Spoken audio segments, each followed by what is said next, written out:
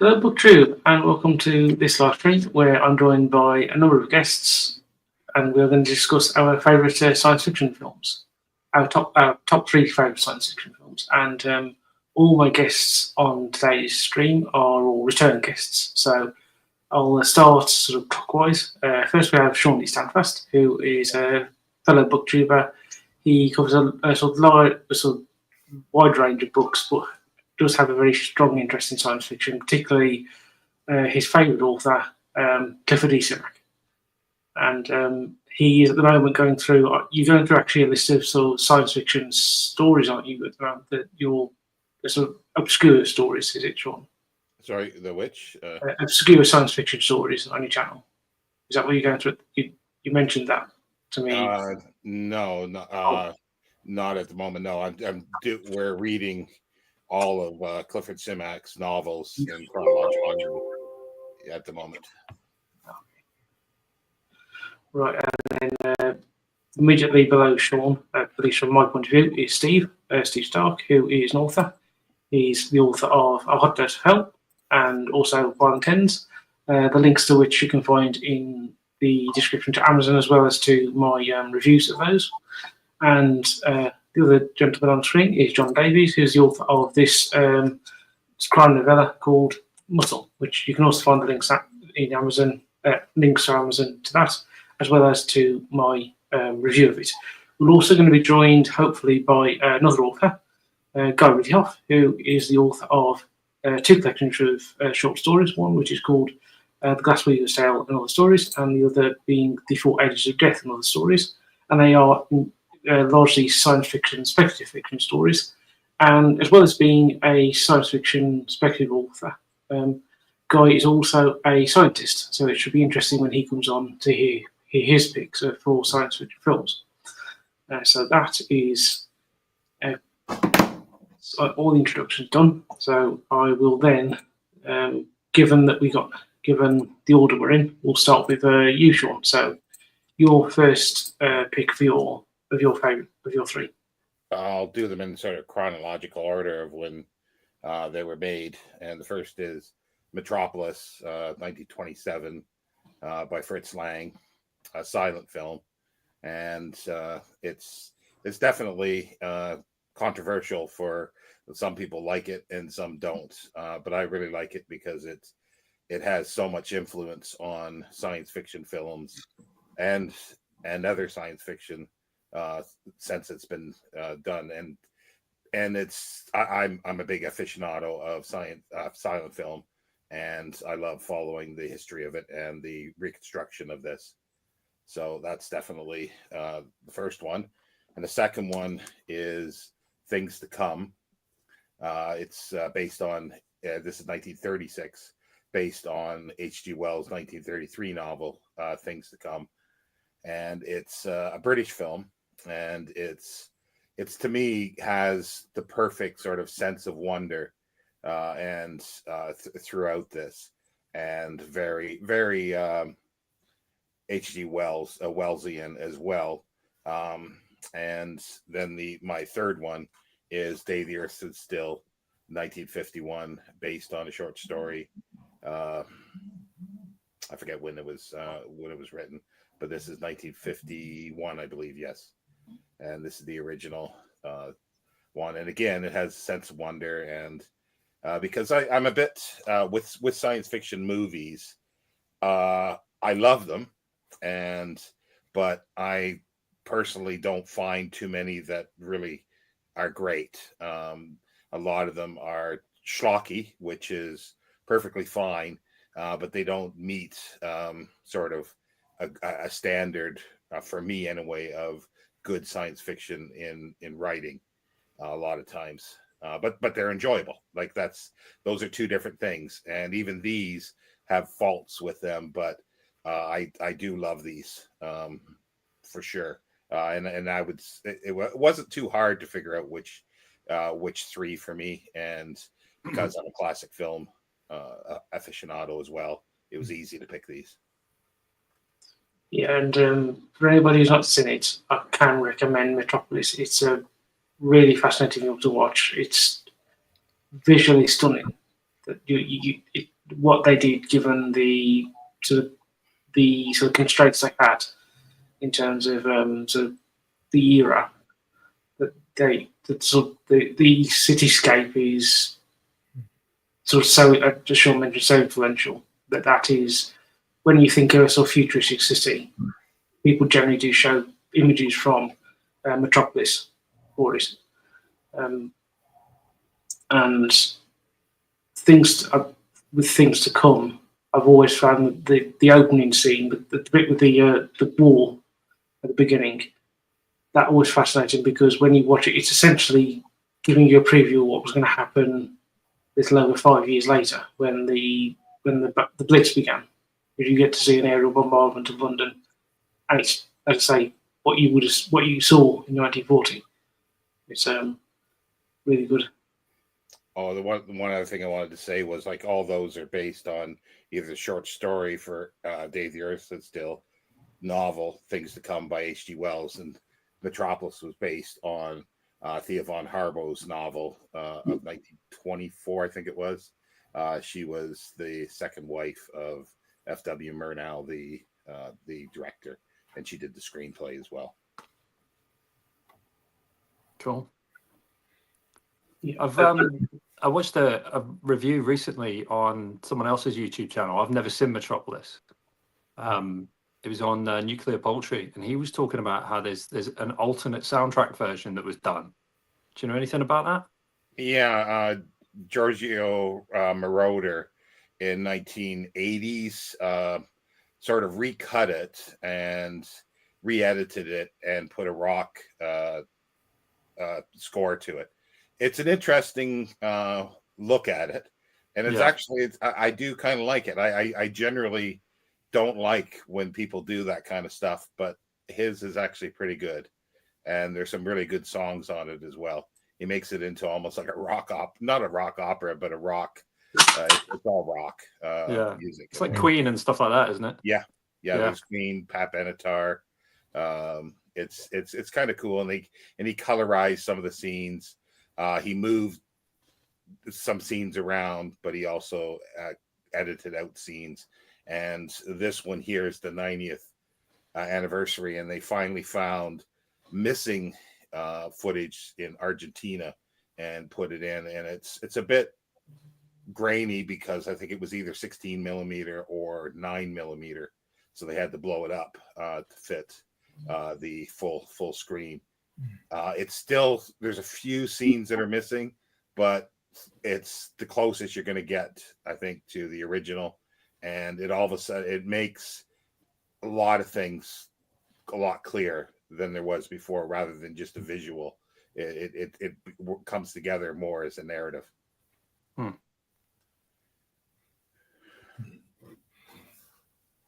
haven't seen like you, Steve. I haven't seen Metropolis.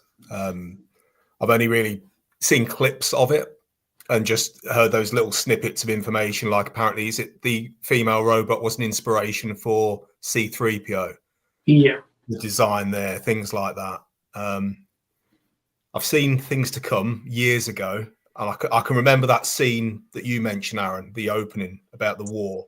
I don't recall an awful lot else with it, but I do remember The Day the Earth Stood Still. And what's your thoughts on that, Sean, compared to the remake? Was the emphasis slightly different? Because the remake seemed to be more about ecological damage, but was the first one about nuclear war? Yeah, it was like the first one was sort of like a warning to Earth that, you know, do something about your nuclear potential or destruction, or we will do it for you. And yeah, I did not like the remake at all. I just thought it was really poor. Main reason is I think it's Keanu Reeves that's in it, and I can't abide by him. So there's a lot of things in it that. He's the internet's favourite. What are you saying? He's the one. Yeah. I'll just say that to go quick for the chat. Hello, Kenneth. Hello, Kenneth. Hi, Kenneth. Hello. Hey, Dark Veil Society. Yeah. How many is there of you now? There's I don't know. You'd have to ask Eamon. There Right. seems to be a lot. Yeah. Sometimes there'll be someone will just pop up talking. I go, oh, they're in as well. Yeah. I reckon it's probably close to about 10. I reckon something like that. Good. Yeah. Nice bunch of people. All very talented as well. I'm getting through everyone's books as we go. Yeah. So really good stuff. And I will drop a link in the chat to the Dark Veil website. Thanks, man. Shortly. So in that case, we'll go on to Steve, yours. So Okay. one do you want to start with? I'll start with the Terminator. Okay. I'm going to lower the bar, Sean. You set it very high in terms of class and quality, and I'm going 80 schlock all the way. I love Terminator. It's a classic to me. It really sort of epitomizes a lot of what was going on in the 80s at the time, and it really sort of set a trend and a style. I was really young when I saw this for the first time. I was too young, probably. I remember going to the video shop with my dad, and I think I was about 5 or 6, and I wanted to rent a cartoon. And Dad saw Terminator there and decided to go for that. So I sat and watched Terminator for the first time. Like, it's about 5 or 6, and it's just an awesome movie. The grittiness, the look of it, the stunt work and everything. I think Arnold is amazing as a villain. It's such a shame he only ever did it once, because it's such a cool performance what he does with so little. I think that was how then people realized how to make Arnold work in a movie. It's a pretty cool film. Don't know what else to say. Oh yeah, that's a great scene. So that's in the tech noir bar when he's going after Sarah Connor. So it's kind of like, I always thought Terminator was kind of like a slasher film to start with. There's a kind of a horror edge to it, where he's stalking and killing, basically. It's like a slasher action movie, and that is a cracking scene. That's when he sort of first makes his move on Sarah Connor, and Kyle Reese jumps over the bar with a shotgun and nails him.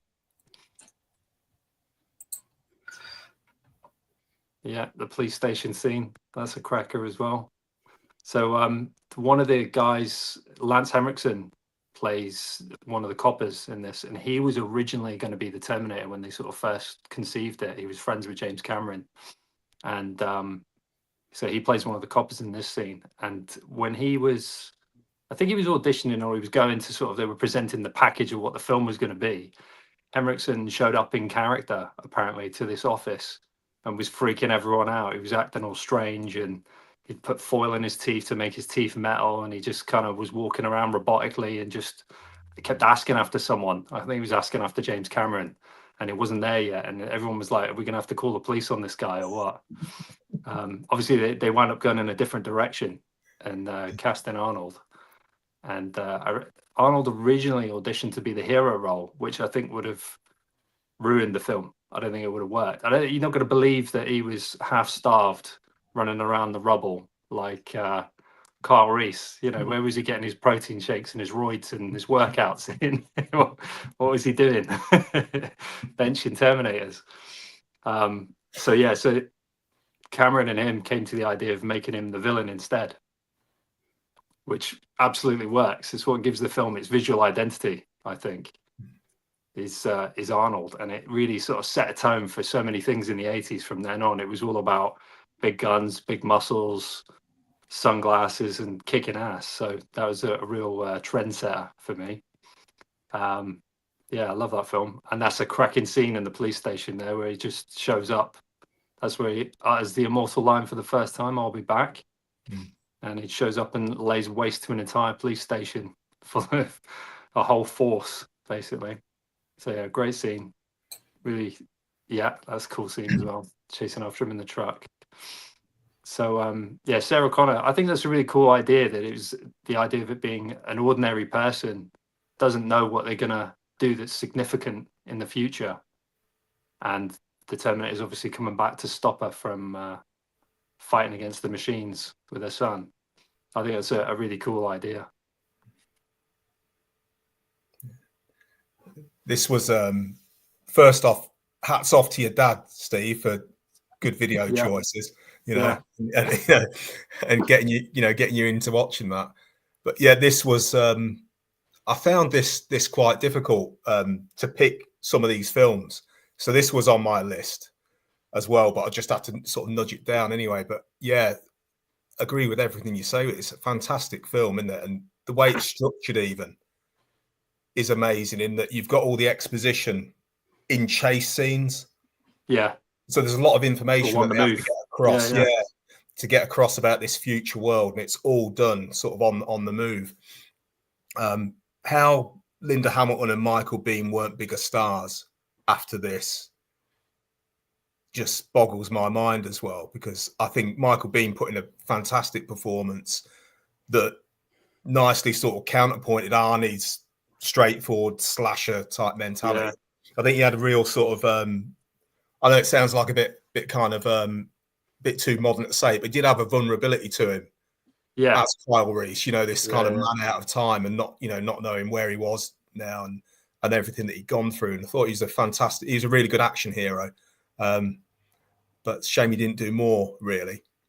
Do you think they were kind of overshadowed by the Terminator himself too much? Probably, yeah, probably a little bit of because it was such a really good concept, wasn't it? As the Terminator, such a fantastic concept. Yeah, such an iconic design, and then obviously it's the special effects where he's walking around with half his eye, his robotic eye showing. So yeah, perhaps the human characters maybe got lost a little bit with it, maybe just a bit with it. But they're very much the heart of it, aren't they? Yeah, it's a love story. It's all those other things thrown in, isn't it? It's the tragic love story at the same time. And like you said, the element of the very real normal person and that journey that she goes on to become this this sort of badass female warrior, especially when you get to the second film. When originally she's late for work, she's getting ice cream dumped into her tips pocket, and just like not managing anything at all. Really good film. I was torn between this one and number 2 because I do love them both. Yeah, but I think I've got to go with this one. I think the style. I think it was, although the second one is arguably better, this is the one. It had such a big impact on everything that followed. You don't get the second one without the first one, anyway. Yeah, it's got so many. I think I'd say this one edges it just a little bit, just with some of the scenes, the ones that you pointed out there in terms of the action scenes, but also the like the police interrogation scene with Reese. And that cut between where the police officers are watching him in the room, and then you go and see the Terminator repairing himself. I think, and then back to Reese, and you're finding all this sort of information out about the whole story. I think it's a really good tense scene. The whole line's like, just me and him. Those sort of lines. It's everything in it is really like. It's really lean and stripped down, isn't it? It's really to the point, and the movie just moves. That's one thing about the second one, actually, is it's a little bit longer. It's a little bit bloated in places. It sags for a bit, whereas this just keeps going all the way, doesn't it? Yeah, it's non-stop, isn't it? It's totally non-stop. What do you think about the whole issue with him and Harlan Ellison and the copyright issues? Oh yeah, well because interesting, because he Cameron said he was inspired by a dream, didn't he? Originally, he had like a fever dream about the Terminator coming out of the fire at him, which is what happens at the end. He definitely must have read that story at some point and got some ideas coming out in a dream. It's very similar, isn't it? But I mean that's how inspiration goes sometimes. It's different enough that it's its own thing. It's not I think I saw the Outer Limits episode years after seeing the Terminator, and apart from the concept of kind of two opposing warriors coming back in time, there's enough difference in the Terminator. Without a doubt. I mean, that's the same with lots of things, isn't there? There's lots of things where two aliens come down and one's after the other. It's like, that idea's been done. Lots of people have come up with that idea of two forces coming together on an unusual territory on different turf for themselves. So I think Harlan Ellison's sort of notorious for doing that sort of stuff, though, from what is he? I can sort of remember. You know, he's quite an interesting character. He was, you know, it's very interesting, talented writer as well. You know, very talented. Yeah. But I think he had his moments when he used to like. I think he did enjoy suing people for various bits and pieces. Yeah, Sean knows a lot about that, don't you? With Harlan Ellison. A little bit, yeah. He short man syndrome, I guess, is right. part of the thing. But he was also a great consultant on probably the best television science fiction show there was, Babylon 5. Yes, that's it. Yeah, they said they were going to get that in there. Yeah. John, earlier they said how many times it was going to come up. It's number one. Should keep a tally. I have to agree with that. I did like Babylon 5 when that was on the first. I'm not so keen on the spin-offs, but I did like the original course series. Yeah, I thought it was good. Actually, just bringing up some of that thing with Harlan Ellison and the idea, you get the same thing, don't you, Sean, with Alien and I forgot which story it is. It's the Dark Destroyer, the title. Yeah, the A. Van Vogt. Yeah. That he sued and they settled out of court for an unknown sum. But yeah, it's very similar, but it's also very similar to a 1950s, 54, I think it is, where they picked up a survivor on Mars and they're bringing him back on the spaceship, and there's a monster on the spaceship, hiding and killing people, and they've got to deal with it. It's very, very similar to Alien. It's like when you walk. I can't remember the name of it off the top of my head, but yeah, it's the same movie basically all the way through. Did you know who was in that, Sean, or who directed it or anything? Off the top of my head, it's called It. I think. Well, there's It. Maybe it came from. Okay, there's so many 50s films that have the word "it" in it in the title. I can't think of it off the top of my head. But it's a fun movie. But again, it's 1950 schlock. But it is very similar to Alien. Well, if you've got nothing else to say, Steve, on Terminator, we can go on to your next film. Okay, yeah, we'll move on. Okay, so just a second. So, which one do you want to do next? I'll go with Aliens next, then, since we're talking about Cameron already. There we go. So, another one I saw when I was too young. I think I was about 7. No, I was a bit older than that, actually. Because, I was a bit older than that. I was a bit more like 9 or 10, something like that. And it's just, to me, this is one of the best sequels ever, because it takes that original idea and blows it up and just turns the film into a bit of a ride. Like the build up, the first 45 minutes are fantastic, the intensity. And I actually saw this before I saw the original. And having seen this before the original, I found the original not as scary. I didn't find it bothered me that much, because this one, it really goes for you. This one kind of is relentless, and the odds are so much higher, the stakes are so much higher, that the first one doesn't quite get me the same way. The characters in this one are all fantastic, which is the same with the first one as well. They're all they come with such an identity straight away. Like you can name most of them a lot of the time, and they're all memorable just from little moments like that, like Drake on the right there and Vasquez. I think Drake gets one line in the movie, but I know his name. You remember him. He's the guy with the big gun. He's hanging out with Vasquez. They give each other the ammo when they're not supposed to have the live ammo.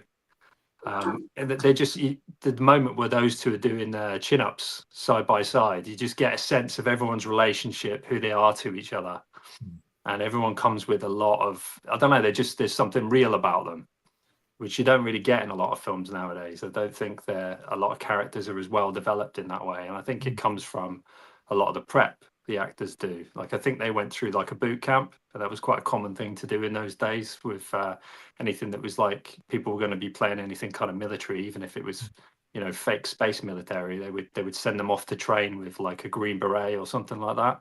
And I'm pretty sure that's what they did on Aliens, so that they all kind of bonded and they all sort of worked on their characters through that. So yeah, and brilliant characters in this, like across the board. There's so many good ones. Yeah, Hudson, probably one of my favorite characters in the whole film. Maybe one of my favorite characters of all time. Bill Paxton in that movie. It's the kind of he has almost the biggest arc after Ripley in terms of what he goes through. He starts off a bit of a cocky idiot who's just cracking jokes all the time, thinks they're going to walk in there, it's going to be no problem, to absolutely breaking down and freaking out when he realizes what the situation is, to then this moment where he goes like berserker rage when he's confronted with aliens all falling through the ceiling at them and they're surrounded, and he's going, spoilers for anyone who's not seen it, he's gunning for the aliens all the way down as they're even pulling him down through the floor. He's still firing his gun and trying to fight them. It's excellent character, and just so quotable in his lines as well. I've got to say, this is the one Alien film I've not seen. I've seen Alien. I've seen Alien 3, but I've never seen Aliens. So you skipped the best one. This is the one, in my opinion, anyway. For me, I do love Alien, and I went to see this one in the cinema and almost walked out. No way. I do not like it at all. It's like I'm sitting there watching it going, okay, 5, 4, 3, 2, 1, jump scare, and then 5, 4, 3, and it's just like I could see them a mile away, and it's the same story over. Instead of going back for Jonesy, she goes back for the kid. It's like, yeah, to me, it's, and I love the first one because of it was like he got the feeling of the old dark house, dark corridors and stuff like this, but on a ship. And I love it. And that's like, to me, I'd watch this one, skip it to the third, skip this one and watch the third one, because I think the third one gets doesn't get enough, because I think it's much better than this one. But that's, yeah, again, I'll agree with you. I'll agree with you. Definitely, the third one deserves more attention than it gets. Yeah. Especially the alternative cut of the third one is better. Speaking of which, the alternative cut on this one, I think her reason for going back for a kid is better than going back for a cat. but I would have been shouting at the screen, just leave the bloody cat. I love cats, they're fine, but just leave the cat. But she's going to go back for the little girl. Yeah, and but they do a good job of. They do a good job of sort of the cat came first. Yeah, true. The cat came first. So true. But there's not a lot of emotional reason for her to go for the cat, whereas there was a lot more reason for her to go, especially if you watch the director's cut and you find out that she lost her daughter and all the rest of it, and that she's kind of identifying this girl as her daughter. I don't know if you've seen the director's cut. No, I haven't. I haven't watched it's a great scene. I think on a collection. You might find you forgive it a bit more if you watch the director's cut. There's a bit more depth to it, and it doesn't. That thing that you said about 1, 2, 3 jump scare, I don't feel that when I watch the director's cut. So it might be that it's paced a little bit differently, because it's like 20 minutes longer. But she watch it. Yeah, because she's woken up after 50 years. She's been floating in space, and first thing she wants to do is find out about her daughter, and no one's told her that she's been asleep for 50 years. And first thing she finds out, there's a picture of her daughter, the last picture before she's died, and she's an old lady, and she's just like heartbroken. And you see why she has that intensity of that bond with Newt. It makes a lot more sense. So yeah, that works for me. But again, I saw this one first, so I'm more attached to it. I think when you've got something that is following something that's done some of those things already, yeah, I can see why you might think that. Yeah, no, that is a big thing of seeing something first, or reading a book out of a series first before you read, chronologically or something like that, or something that was written before. Like I really do understand that there is something that you hold on to. It's it's like there's a feeling there, and also too, you saw these when you were young too, so that definitely makes an impression. Like, like people have gone on, like what's the golden age of science fiction, and one of them is 12 years old. It's just kind of a thing where you first discover it, but it also has different meanings, obviously. Yeah. Well, you find all my picks are from childhood, and they're all from like early watches. This is, I got a funny story about this one actually. Did you know that there was an alien war? There was an experience, like a kind of a ride thing that they did, and they set it up in Glasgow of all places. Did you know about this? It was like an experience, and they used all the props from the film because they're all still in the country because they filmed it over here. And I watched this with my brother, who was even younger than me, and he was bloody traumatized, right?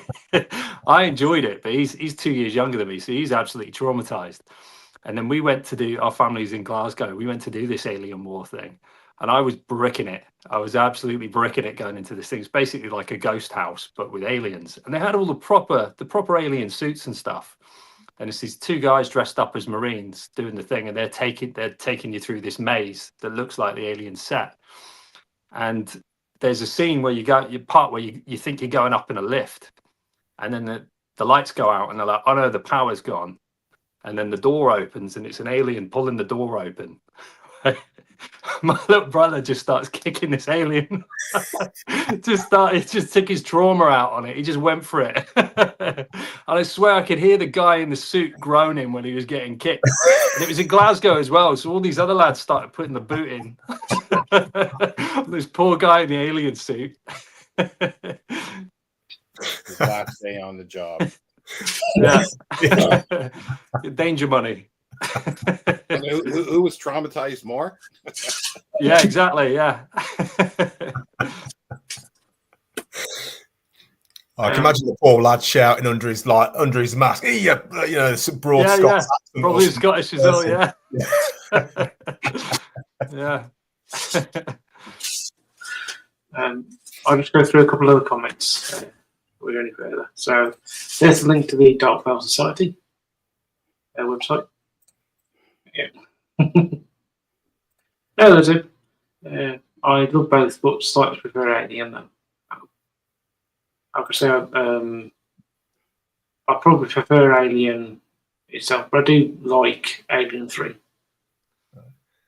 I think I'm sort of with you guys that I think Alien 3 definitely needs a little bit more love, but I think after Aliens, the franchise has just got progressively worse overall,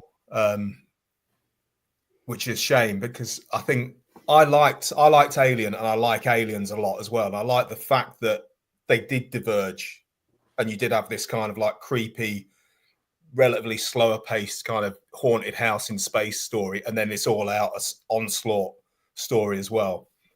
So yeah, I can't put Aliens. I couldn't put Alien 3 over Aliens though, unfortunately. So I'm with you on that one, Steve. I think Aliens is probably the more I think the favourite one out of the franchise for me, just over the first film. But yeah, again, great performances. And I know what you mean about that director's cut as well, because there's quite a lot, isn't there, about the colonists in there, the scenes with her daughter. And I think as well as the bit with the daughter, you've probably got there's a bit of a redemption arc, isn't there, for Ripley in terms of not only the daughter, but also perhaps professionally, in that she's been completely slated, hasn't she? Like, there's no such thing as aliens. You've blown the ship up. You're negligent. You've lost your job. And this whole sort of, she's got this whole redemption on the way, all the way through the film. And I think they work well together as well for her character arc. Yeah. In terms of the first film, of where she was second in command, again, not really listened to start off with, all the decisions overridden by Ash, and Dallas wasn't paying attention, but then she came into the fore, and that continued onwards.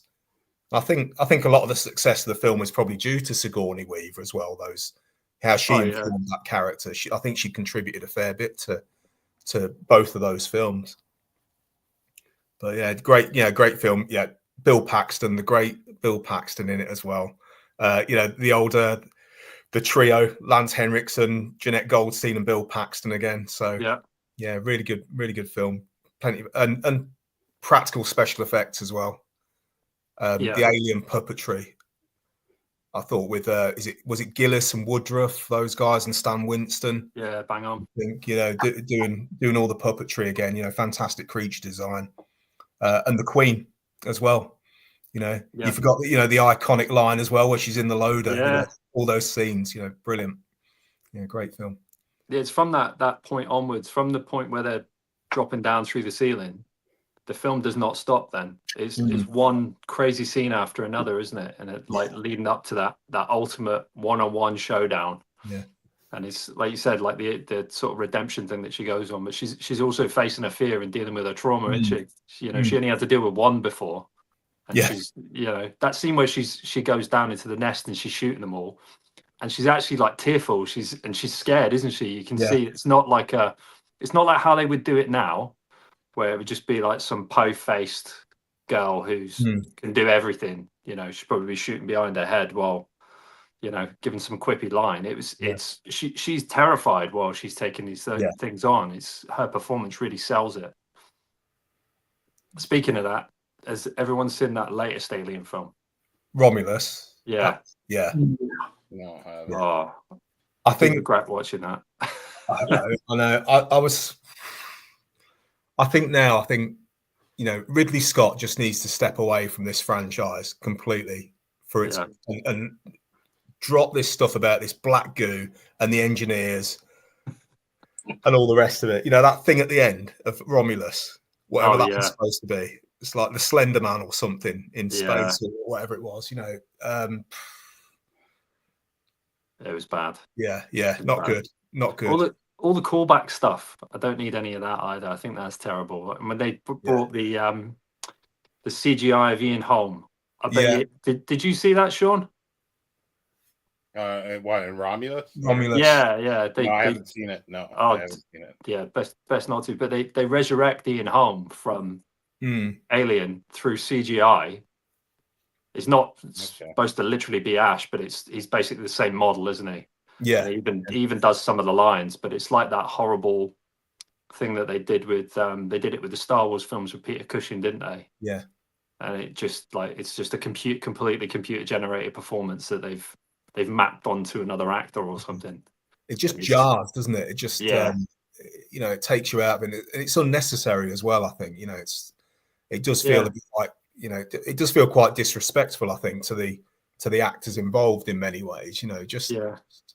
Just either cast an actor that looks a little bit like them almost, and pay an actor a proper wage to do a job, or have a similar character. But it didn't have to be that, did it? It was purely to try and throw back to it. It probably cost a lot more money.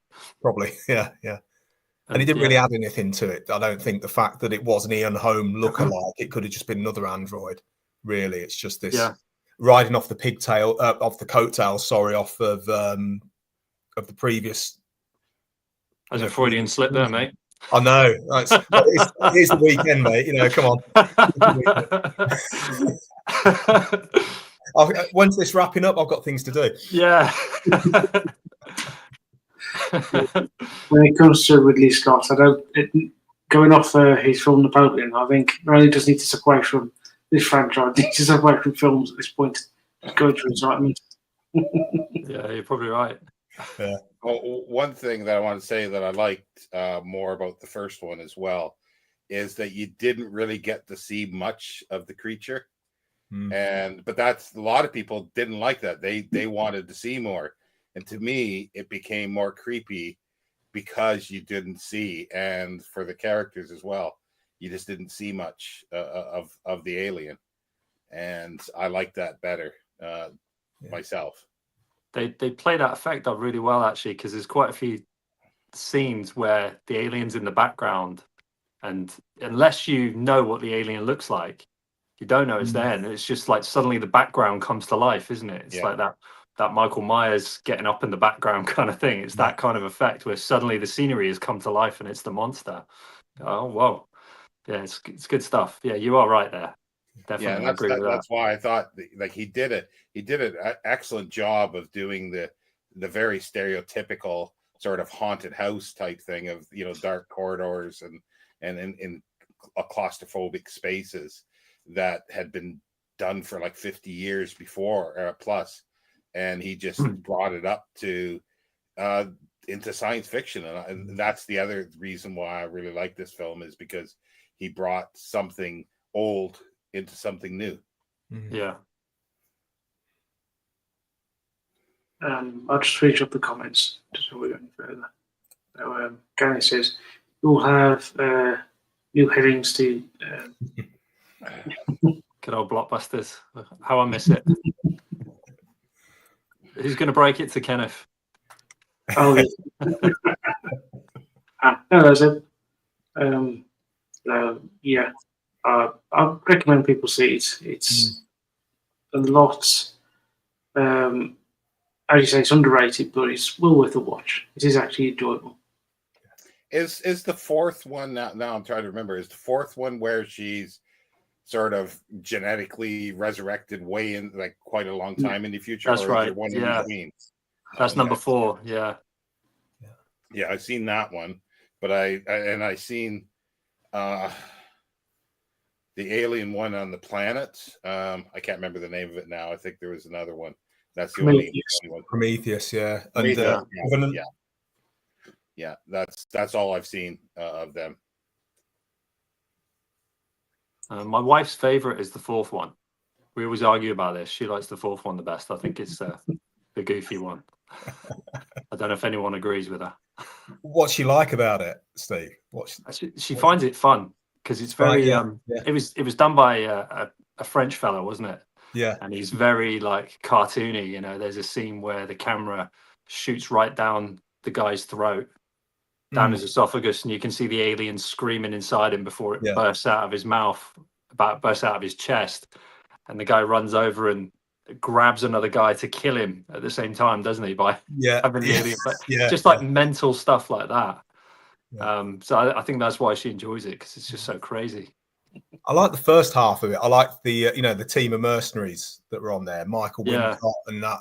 They wasted Michael Wincott, really. I know, killed him off too soon. Totally wasted. Ron Perlman and who else was on there? But that was a good setup. But as it sort of went on, it's all right. The comic book one. It's the cartoony one, isn't it? Decent hour and a half, as such as and then you've got the cornflakes in space as they kill off the baby alien at the end. It gets just like looks like someone's poured a load of Kellogg's out into space. It disappears into the void. Zeb says, Alien Isolation is a great film, captures the atmosphere of the films very well. I've heard that. I've actually never played it. So. I hear this constantly. My best friend is always trying to get me to play this game. I don't play a lot of video games, and he's like, play it. It's the best Alien sequel. He's just like, just play it. And he mentions it to me all the time. He's been talking to me about it for about 10, 15 years now, trying to get me to play it, and I still haven't played it. And then the last comment is from Joe Kelly, I believe. Read about Vince Ward's Alien 3 script. Ripley crashes on a wooden planet that's a giant. That's a giant monastery. There's another YouTube. Am I right to talk about like a rival channel, Aaron? It's not a YouTube channel though. It's he just films. He's called Represent This, I think it is, and he's done a good breakdown on Alien 3, and he talks about the Vincent Ward version. I think something like 4 episodes, because he goes into all the studio interference, and he's quite scathing about Walter Hill. Is it David Giler? I think that's it. Yeah, producers saying how they kind of messed the third film up by kind of almost a bit of an apathy, or just to try and get the money done. We'll write a script, get paid for it, and it went through so many different changes. It's a decent sort of series of videos if anybody's interested in finding out what happened to that Alien 3, and he goes into a lot of depth about the different versions. So worth a look. I know a bit about some of that from the extras on the DVD, but if it goes a bit more in depth, I'll definitely check that out. Yeah, worth a look. I'll try and find it, and I'll fire it over onto Twitter or something if I find the YouTube video. Cool. If you've got nothing else to say, Steve, on this, we'll go on to your last choice. Okay. So just remind me, your last choice, RoboCop, wasn't it? That's right. I'm going even schlockier, Sean. Well, like I say, I have nothing wrong with schlocky science fiction movies. I love so many of them myself. Yeah. So again, I saw this one when I was really young. It was a rental. Looks like it's going to be not too bad for kids, doesn't it, that one? Okay, yeah, it's a bit like a superhero type thing. And then you get that boardroom scene with Ed 209. It obliterates that guy, which is probably the funniest scene in the film, I think, that scene. It's just, all that stuff with the guys in the kind of the yuppie rat race, all trying to get one over on each other. And it's just escalated to the point of them trying to kill each other half the time and beating each other up and stuff. It's great fun, that one. That sort of stuff is richer to me now watching it as an adult compared to when I was a kid. I just felt like some of that stuff was in the way, but now it's very entertaining. I do enjoy that satirical aspect. Yeah, there he is, Ed 209. In the I've actually got the director's cut of this one as well, and this scene goes on even longer. He shoots him enough when you watch the theatrical version, but he's already been shot to hell and he's a corpse, and then it unloads again. It shoots him another 20 times. It's absolutely insane. And it makes it even funnier as well. All the violence in the director's cut's amped up just that little bit. There's just a couple of extra shots in there that make it even funnier. And I think this is one of the greatest comedy scenes of all time. I think this moment. And it's such a cool character. The idea of the sci-fi going wrong, the robot not recognizing what it's actually supposed to do. It's not been programmed correctly. It didn't know that he threw the gun down. So yeah, sorry, Aaron, I'll let you go back to that other picture because that is probably one of the greatest death scenes in cinema, I think. And he gets chucked into the toxic waste and runs along like a melting Quasimodo before getting hit by a car and just completely blown apart. It's such a great scene. I think it's got to be like right up there, top 3 cinematic deaths, that one. Yeah. I love what the villain characters in this film, the criminal gang. I think they're really odd choices, but it works because they're such odd choices. Like they don't look like a real gang. You got I can't remember his name now. The guy, Clarence Boddicker, the leader. He just looks like someone's dad, which is what he normally played in sitcoms, I think.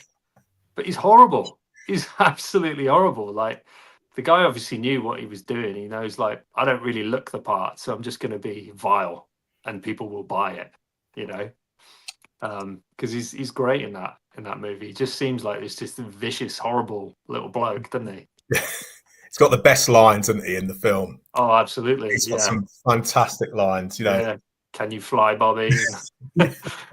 Throws his injured mate out the back of the car, so the cops have to run over him.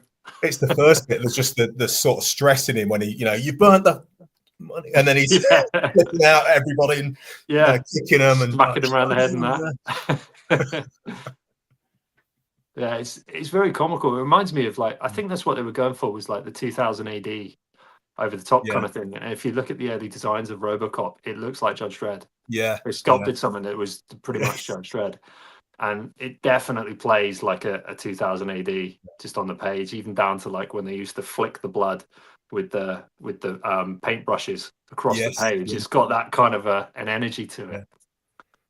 It's tons of fun, this one, and it's very funny, and I love the satirical aspect of it. And again, it's one of those ones that it just keeps moving. I like very pacey movies, and this is just like that. It's got that pace throughout. There's never a boring moment for me when I'm watching this film. It's about 90 minutes, isn't it? I think it's one of the kind of 90-minute classics. Yeah. Again. Yeah. Yeah, so I'm just laughing, just thinking about some of the sort of funny bits in it. I know what you mean about that director's cut, because I watched a version of it again, and it was the director's cut. I'd forgotten about some of these extra scenes, and that bit where he's again laying on the model of Delta City or whatever, already been shot to bits, and then it was like shudders all over the place, squibs going everywhere. And Murphy's death scene's a bit more protracted as well, isn't it? You see his arm go off. Yeah, it's really way more violent. Yeah, it's way more extreme. Yeah. And that was pretty traumatic scene at the time anyway, wasn't it? It was pretty rough to begin with. Yeah. Even that was, you probably don't think I'm a very nice guy, sort of thing. And just that, give the man a hand. Yeah. It's a lot of great dark comedy in there. Yeah. Very quotable. I do like it's the little bits as well, like you said about the corporate life that was kind of funny. The bit that had sort of me laughing and my mates at the time, I think when we saw it, went to the pictures to see this one, was the bit, when in the toilets, Dick Jones comes out and his mates sort of chatting next to him, and they're all sort of they're like, oh yeah, and he's slagging off Dick Jones. They don't know he's taking a crap in there. Yeah, they're all sort of running out the toilet, and then his mates there with him, and sees him coming out. So, gotta get, and tucks himself in. There's just this big stain everywhere. It's really tucked himself in his nice suit and runs out. It's just stuff like that. And what was it when he's got the two call girls around there? Oh yeah, that bit. And Clarence turns up, and it's like, "Oh, you're gonna call me?" And she's no, probably not. It's about to be killed.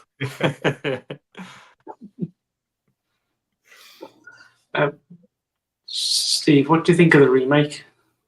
Oh, not very much. I saw it in the cinema, and I can barely remember it. I thought it was terrible. It was just a soulless remake where someone had an idea of a couple of bits they'd like to do that they probably should have done in a different film.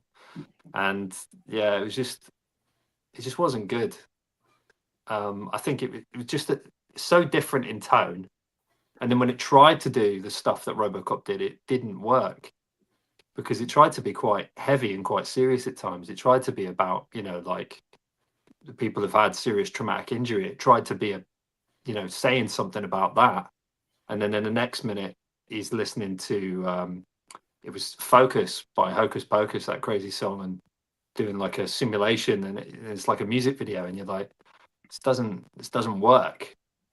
So it's just a soulless cash-in remake that they chucked out there that has none of the charm or the parts about this that make it good.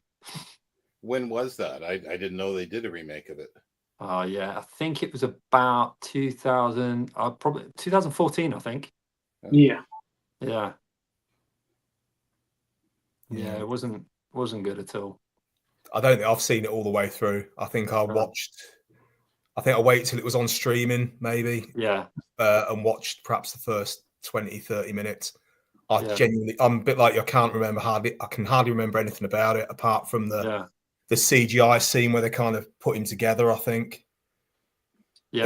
That's it. They take him apart to show how much of him's left. It's like nothing, and he's like screaming. His head and his heart or something, but that's about it. That's all I can really remember from it. And that's just memorable because it was quite a shocking image that you don't expect to see. But there's nothing good about that. It was just shock value, wasn't it? It's a real shame as well, because there was going to be I'm sure it was similar to what they were going to do with Aliens as well.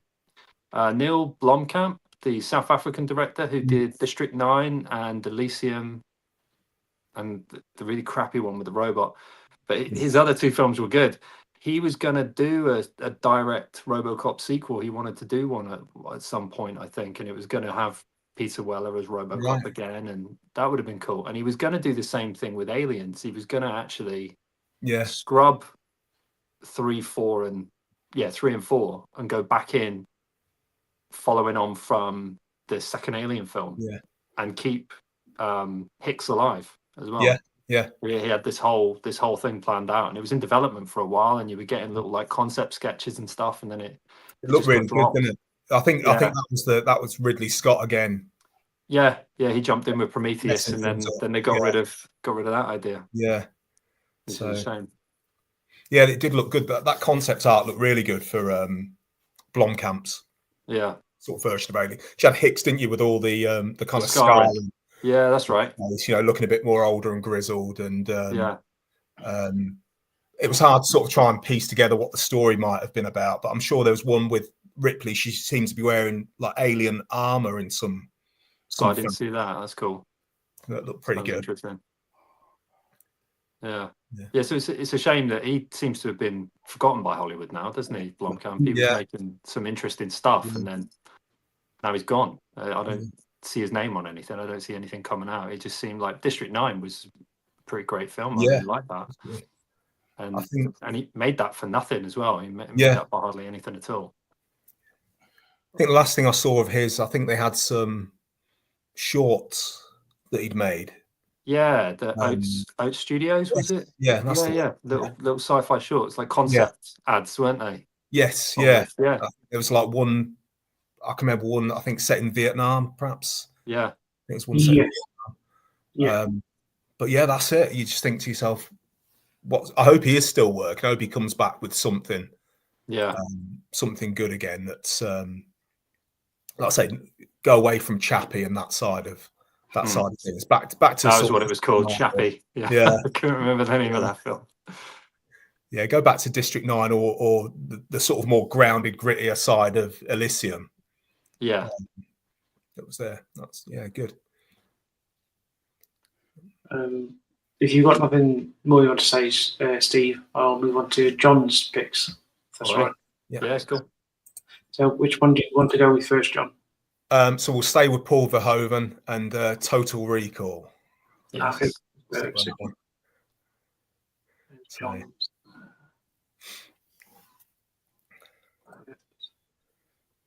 we go. So this one just edged it in. So I was toying with the Verhoeven trilogy of this, RoboCop and Starship Troopers, and this one just edged it. Just edged it across the line into sort of first place as the pick. I think this is a very, very much a sci-fi film. It's got it all. It's got the kind of technology, distant planets, alien civilizations, mutations, spaceships, but in a very, very sort of grounded way with this kind of propulsive action narrative to it. And it's very much, it reminded me a little bit of some of the kind of pulp serials from back in the day, the kind of Flash Gordon, Buck Rogers, that kind of momentum to it. But obviously made in the 90s with Paul Verhoeven's satire and love of blood squibs, that goes on with his films. I just love this film. I think this is one of Arnie's best performances as well on the heroic side of things. So if Terminator's his best and only villain, I think Doug Quaid was one of his best performances. And he's just got some really good sort of line delivery, little bits of humor in it, as well as the action, little bits where I think it's when Ronnie Cox is towards the end when they reveal that he's really Hauser. He said, "I've got someone who's wants to talk to you." He said, "Oh, who is it this time? A mother."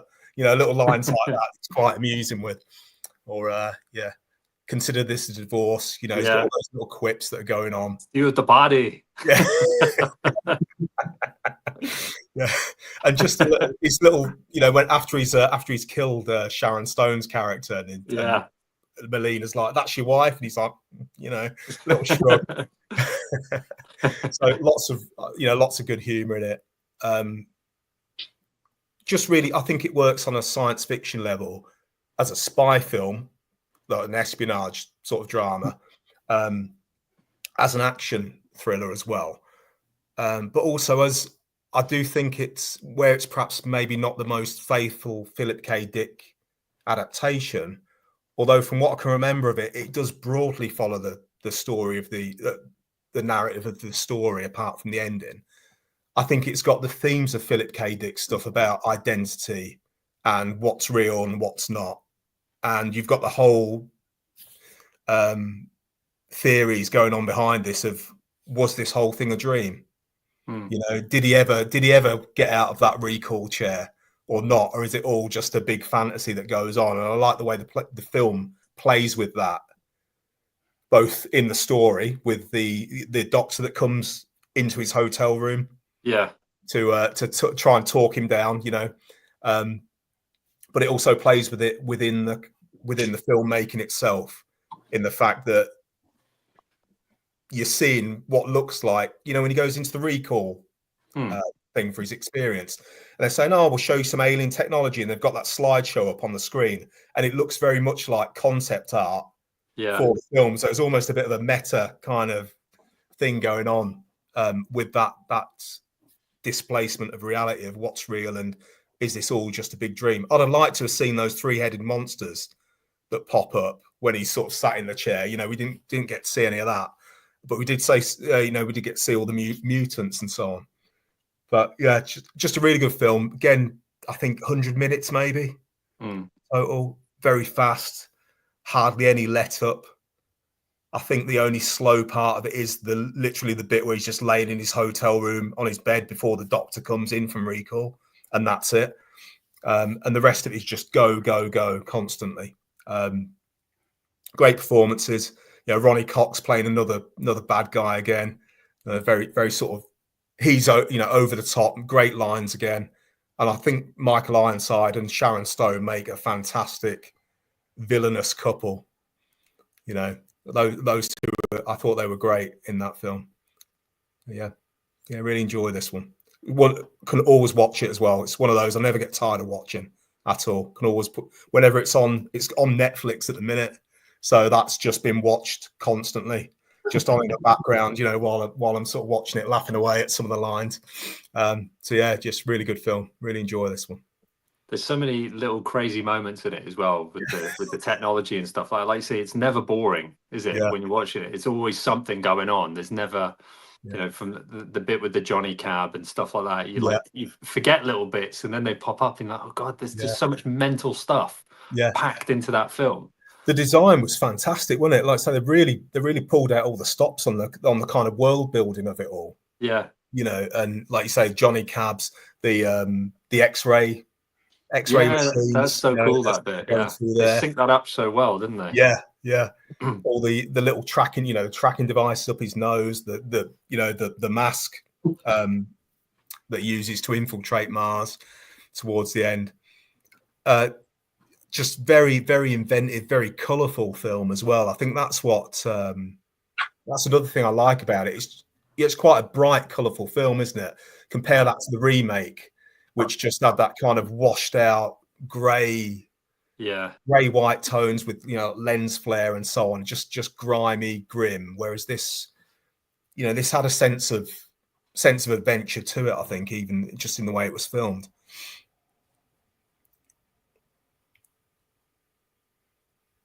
Yeah, I like this one a lot. I love all the effects in this one and all the crazy mutant characters, and I always go back and forth on whether it's a dream or not as well, because of the different clues throughout. I'd not noticed before, but I saw some trivia and someone was talking about how the last thing you see is a flash before the screen goes black. Yeah. As if that's him getting the lobotomy at the end. The screen flares, doesn't it? Kind of like white, as if his head's being cut open or something. Yeah. And there's a bit where I think they said there's a, you know, where the doctor goes in to talk him down. Yeah. They said there's some scene where he's talking and they've got the mirrored cabinets on the wall, but they said it's shot it in such a way that you can't see the doctor's reflection. So he is essentially talking to himself. He's not that. All right, cool. There, that kind of thing. But yeah, there's always something. I always find there's something new in that film when you look at it, even if it's just a little subtle performance piece. Yeah. Like Sharon Stone's character when I think it's in the morning, they're watching the news, and he first says, "Oh, I'd like to go to Mars," and she's like, "You wouldn't like it there, you know, you'd hate it. There's all this trouble." And he says something like, "Oh, Hagen says it's just minor trouble, it's all under control." And she sort of sat there like this, reading a paper, and she goes, "And you believe him?" You know, and it's the tone of her voice almost suggests like, you know what he's like. Yeah. almost like Yeah, like slips. she knows. He Yeah. knows that you should know better than that. You know the guy, and you believe him, sort of thing. So very subtle kind of little thing that I hadn't noticed before with it. Yeah. But yeah, I mean, for these kind of films that we're talking about as well, for like that amount of detail that Verhoeven went into, like, so you can enjoy it on a very superficial level, but you can get all that depth out of it. Yeah. Again, it's not something that gets. That's definitely not there in the remake.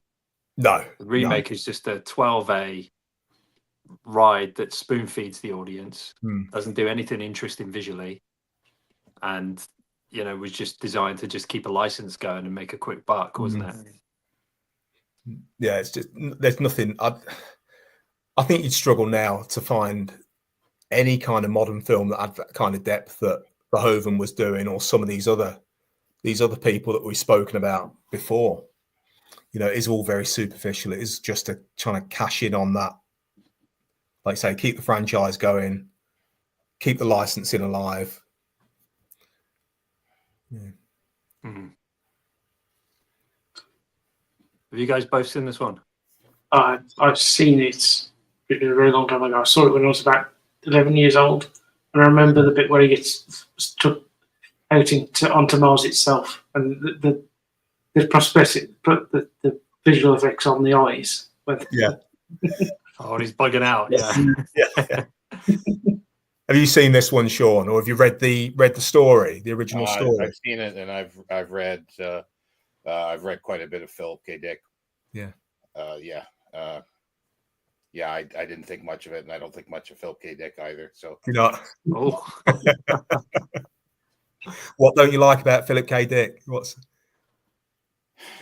He's insane, or was insane for clinically insane.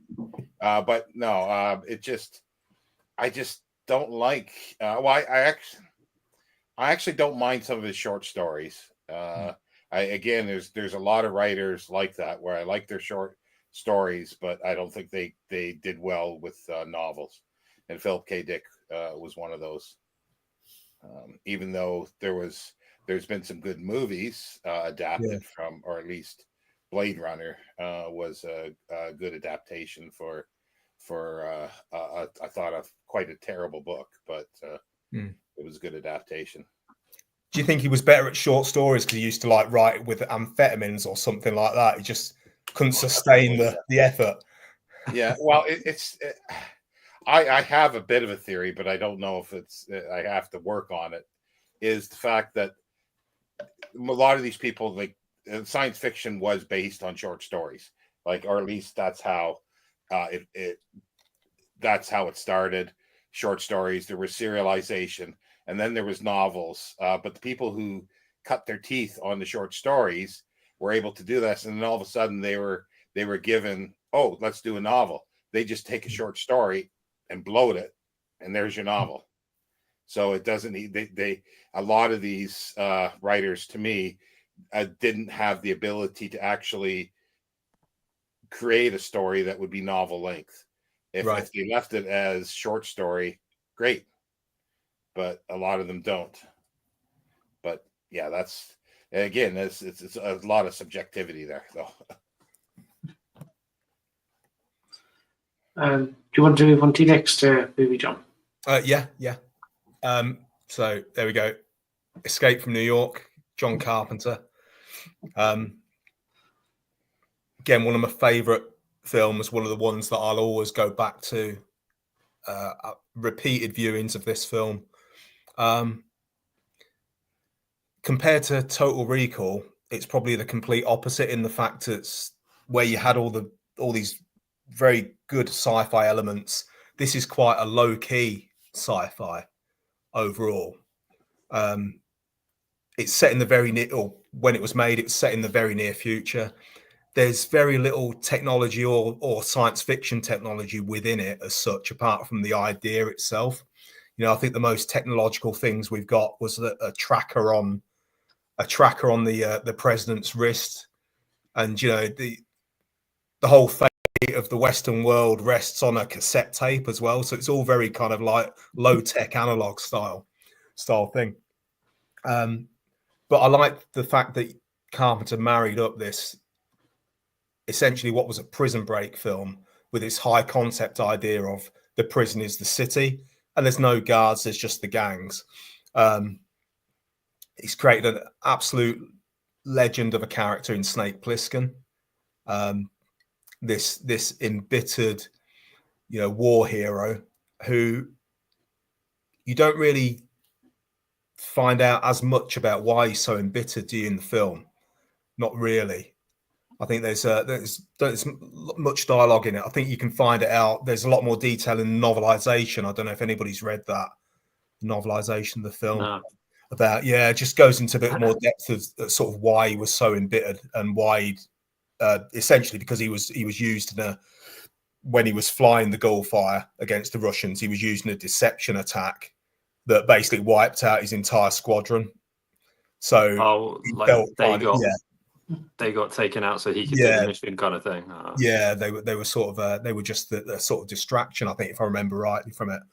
And it goes into a little bit more detail about the world from what I can remember, in that it doesn't sound like the rest of America's much better than the prison in some cases, because half the population's been hit by nerve gas bombs, so it's sent them all mad. So there's all sorts of stuff that's going on, this extra detail that's in the novel. But there's enough world building in this, I think, for such a contained, must have been relatively low budget film, because it just looks nice and grimy, doesn't it? There's such enough world building in it that you can just get that, just enough to keep you going. It's a fast paced film. Again, just got some great scenes, some great characters in it. The character of Romero, Frank Doubleday, the punk with the filed teeth. Oh, yeah. He's just totally freaky. The way he comes out, strutting out of the rubble, sort of when they go down to first rescue the president.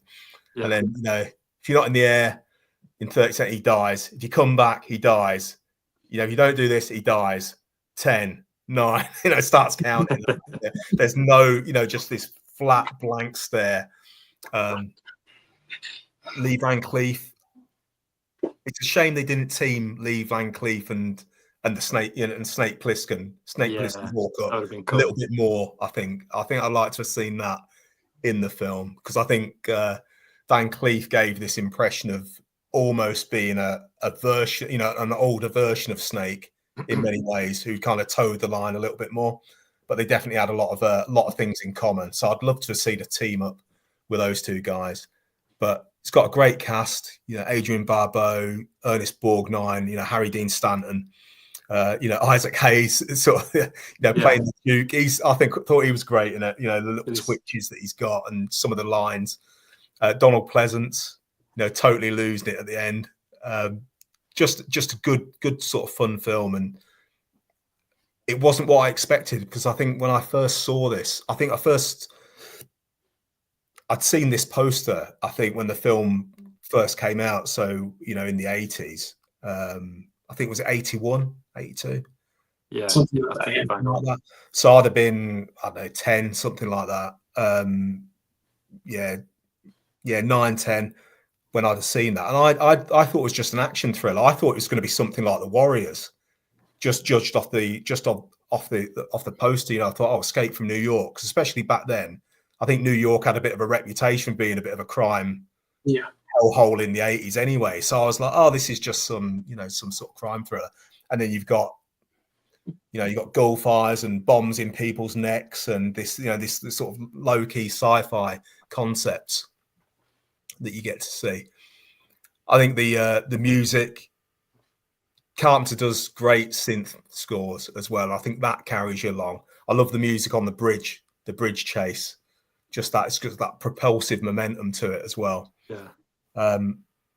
Again, good practical special effects. Those matte paintings as well, even though you can tell that they are effects, I think they look so beautiful, and such craftsmanship to it that I think's missing now, that with the CGI, even though it might look a little bit more realistic, I think I still prefer some of these matte paintings and the blues, the blue screens. I agree with you there. Definitely. There's just something about it. I don't know. Just a little bit more sort of craftsmanship to it. But yeah, great film.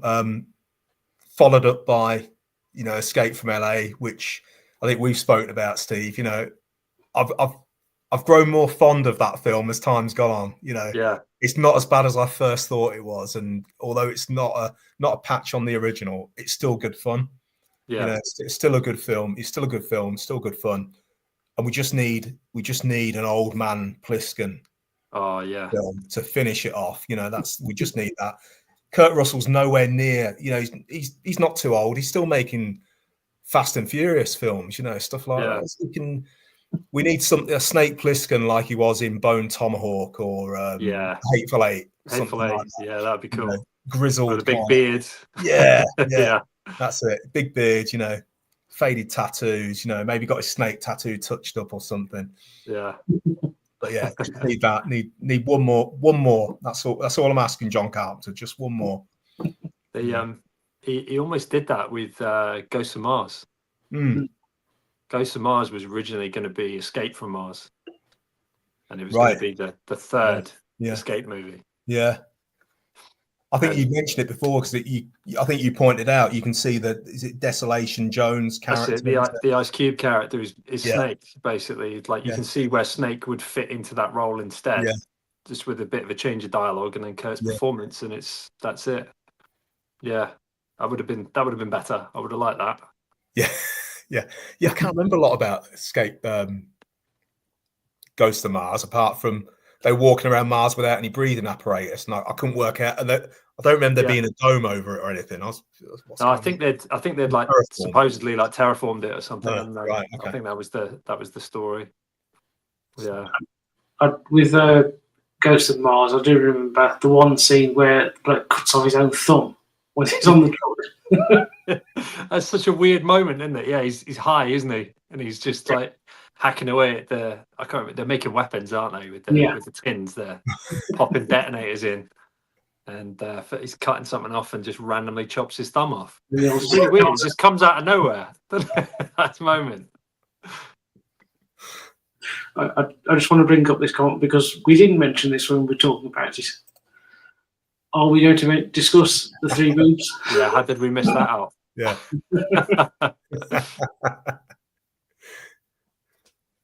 So,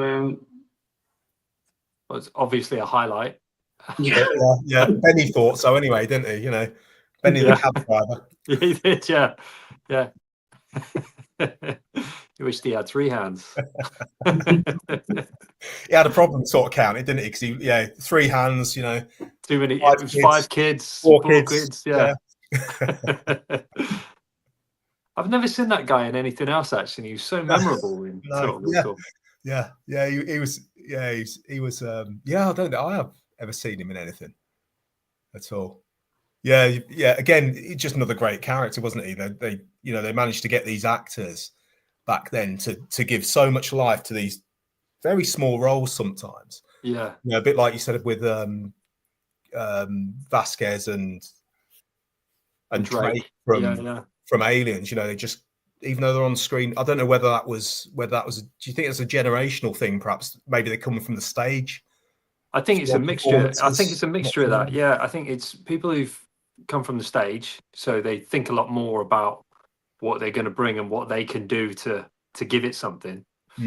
But I think it's also sometimes where they'd go a little bit left field with their casting, where they'd be like, "Oh, well, you look like a thug." You know, it'd be someone who they'd spot someone on the street and decide to cast someone. Yeah. And I think it was a bit more open, whereas now all the actors seem to have like double barrel names and stuff like that, and they're all like spot on with their delivery. They've either come through Disney, or they've come through our top universities and performing arts colleges over here, and they're not finding a Tim Roth who blagged his way into an audition by telling someone that it was down the road or something like that, and snuck in with his swagger, being cheeky Tim Roth. You don't have any of those sort of characters. They're not coming up through. We're not getting your Bob Hoskins and your Michael Caine and people like that who they're going, well, you're believable because you have that quality. So we want to put that in the film. So I think that's what's really missing, is that bit of grit and earthiness and realness. I think that's what's really missing in modern movies with the actors. You can't imagine, can you? Can't imagine like the latest action star being pulled off the street or something, could you? No, It's a bit no too, way. No, it'd be some tough a little bit too managed. They'd do 6 months of martial arts training with him, jack him up on a bit of roids, and then pretend he knows what he's doing, rather than Van Damme, who was running up and high kicking producers to show what he could do. Yeah, People like that. I think the other way is much cooler, and the proof's in the pudding. We're still talking about people like that. Yeah. So much later on. I can't even remember people from the more recent films, and they don't stick to me. Yeah. Struggle to name some of them, to be fair. Yeah, that's it. Yeah, they don't have any impact. It's interesting. I hear you talk about that, and to me, you just shift that another 20 or 30 years earlier, and I'll be saying similar things, but about those people that you like, right? And so it's the earlier one. It's just shifts. Are you saying we're getting old? Yeah. Is that what you're saying, Sean? We're getting old and grumpy. We don't like new things. Is that what it is? I mean, I'll give you that with some of the actors, though, Sean, especially like when you think about your likes of Charles Bronson, Lee Marvin. Oh, yeah. Those guys that properly lived life as well, haven't they? And probably would make the likes of Van Damme and so on look like they'd led pampered existences. Yeah. Before. So, yeah. But it's just interesting. It's just how things move, because somebody in the 60s and 70s would have been saying the same thing about people that were movies that are being made then, and they'd be pining for the stuff made in the 40s, say, or the 50s.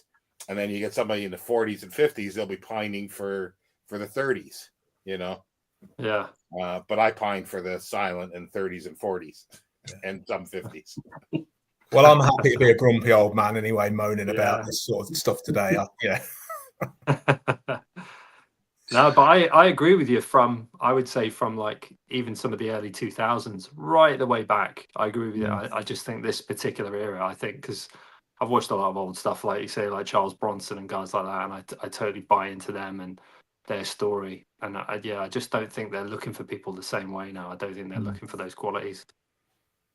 I think they're a little bit more, because what was Charles Bronson? He was like worked in a coal mine and stuff, wasn't he? And he was he had a real tough life, and that's kind of what I'm talking about, really. It's like they've historically done that and made icons that way, and it seems to me like they've stopped doing that at some point in the last 10 years, maybe a bit longer. It seems like it's a lot more kind of manufactured now, a lot more carefully curated, if you like, that whole image. Whether that's like the advent of things like social media and you must have this entire kind of persona, whereas perhaps before you could get away with just your screen persona and maybe a little bit of information about your past life. So perhaps now it's they want the full package, maybe, and that package has got to be kind of completely immune to any kind of criticism. I think there's always been a certain amount that, but it's just like every, I don't know, you could say decade or every as time went on, like, movies made in the 20s had a different sensibility, different way they were made, the 30s, 40s, 50s. And if you like whatever, say for 70s, if you like the sensibilities and stuff for the 70s, you're probably not going to like the 80s and 90s so much. Or if you like the 80s and 90s, it's definitely different now than it was then. So it's again, it's I think preference of a period that you like, and sometimes that is like the first stuff that you saw, as you're talking about when you saw this as a young teenager. Yeah, but even there's a lot of films that I've sort of gone back and discovered like recently, like older stuff. I'd never watched things like North by Northwest till a few years ago, and stuff like that. And I'm like, this is great, this is brilliant, and Cary Grant's the man. This is awesome. And like, the Connery Bond era and all that stuff. And going way back, I can see stuff that I think is cool. Yeah. But I can't see new stuff coming that I think that about. Yeah, and I that's don't think how- I'm alone there. Yeah, that's how I am, because like obviously I wasn't around when, you know, North by Northwest was done, or you know, Dave, you're still, I wasn't around then, but there's something that I connect to that stuff more, and then when I see that kind of thing in more recent stuff, it's there's a connection to those things, and they're connected through. And you're probably seeing similar things, the stuff that you like in the more recent stuff, then you're seeing those things 50 years ago in films, and so you're more, you know, you're connected to those more. Yeah, If that makes sense. no, I get you. Yeah. I'm just going to read up a comment. Tarkovsky's Stalker. What are your thoughts? I've heard of it, but I've never seen it. Yeah, not seen that one, unfortunately. I've heard of it, but again, not seen that one. Not one that I've got around to seeing. Well, we'll move on to your last pick, John. Yeah. So last one is Ad Astra. So unusual for me, because this is relatively quite new. You know, I think this 2019 this came out, and one of the few modern films that I've actually really enjoyed. Don't know how familiar you guys are with it, but the general story, it follows pretty much the kind of story of Apocalypse Now, if you like.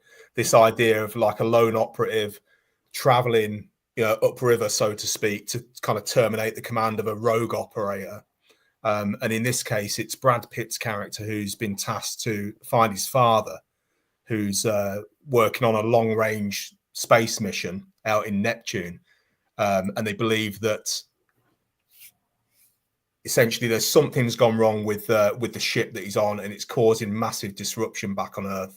And eventually these pulses of energy, essentially, that are kind of almost like EMP pulses that are shorting everything out. And eventually these pulses are going to get worse and worse. So they think he might be doing it deliberately to start off with. So they want his son to go out there and find him and either talk him down or sort of put a stop to it.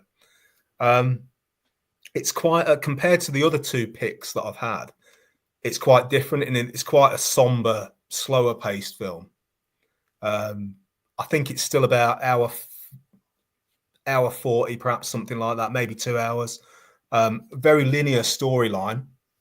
It just, you know, it's essentially Brad Pitt traveling from Earth to the moon, from the moon to Mars, from Mars onto the final destination, and then coming back again.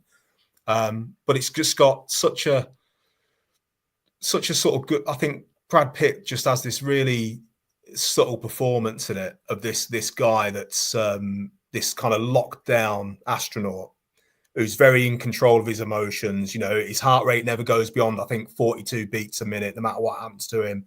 Very calm, very controlled. And he just puts this portrayal in, even though that he's got some issues essentially with his dad. You know, it's a bit of you might say it's a bit of a daddy issues type thing, but, you know, he's trying to live up to his father's ideals, but at the same time, his father left when he was young to go on this mission. So it's a little bit about that. There's not a ton of action in it. But when it does come, the action's just enough to be quite almost thought-provoking. There's a scene on the moon where they get attacked essentially by pirates. So it's a bit like they've took Somali pirates or something and put them on the moon, you know, when they're attacking the shipping lanes and so on. So that's essentially what they've done here. You know, it's a bit of a free-for-all, the moon, where you've got all these competing nations. You don't even really know if it is another nation or if it's a private company who are just fighting for these resources and the exploitation of the moon as such.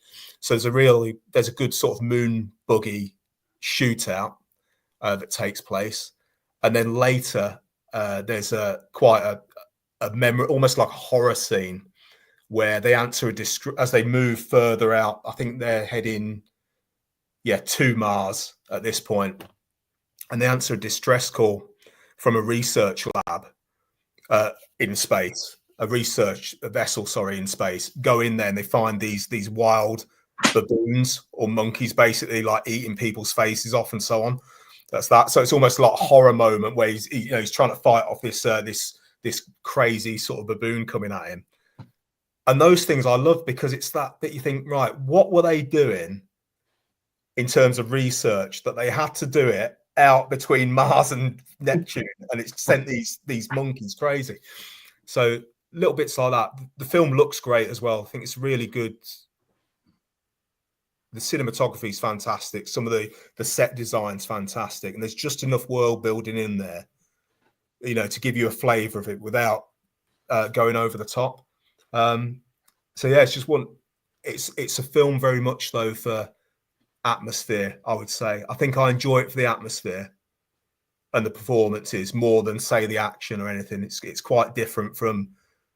I'm definitely watching this when I'm in a different mood from say watching Total Recall though. Put it that way. But yeah, any of you guys seeing this one? No, I never even heard of it. To be honest, I haven't seen it. It was going on the list now. I thought it was more of a thinky sci-fi from the poster that I saw. The poster I saw was slightly different to that one, I think. Yeah, I thought it was a little bit more, ponderous kind of type. It's I'd say somber sort of thing. It does have its moments where it's quite steady and slow. It's not an action film at all. I thought it looked like something that would have like a Nolan kind of tone to it, like a Christopher Nolan film. Like, because did it? Yeah. Was it Interstellar around the same sort of time, or was Interstellar a bit earlier? I think Interstellar might have been a bit earlier. I think the Tenet might have been about the same sort of time. Oh, right, okay, maybe. So I just assumed it would have, because I've never even watched Interstellar yet. Actually, I haven't watched that, and I just thought it might be that same kind of tone. But now you said there's a lot more to it. I'm a lot more intrigued now. I will actually watch this one. Yeah, I'm not sure. Yeah, I get what you mean about the kind of Nolan tone. I thought it was a bit more.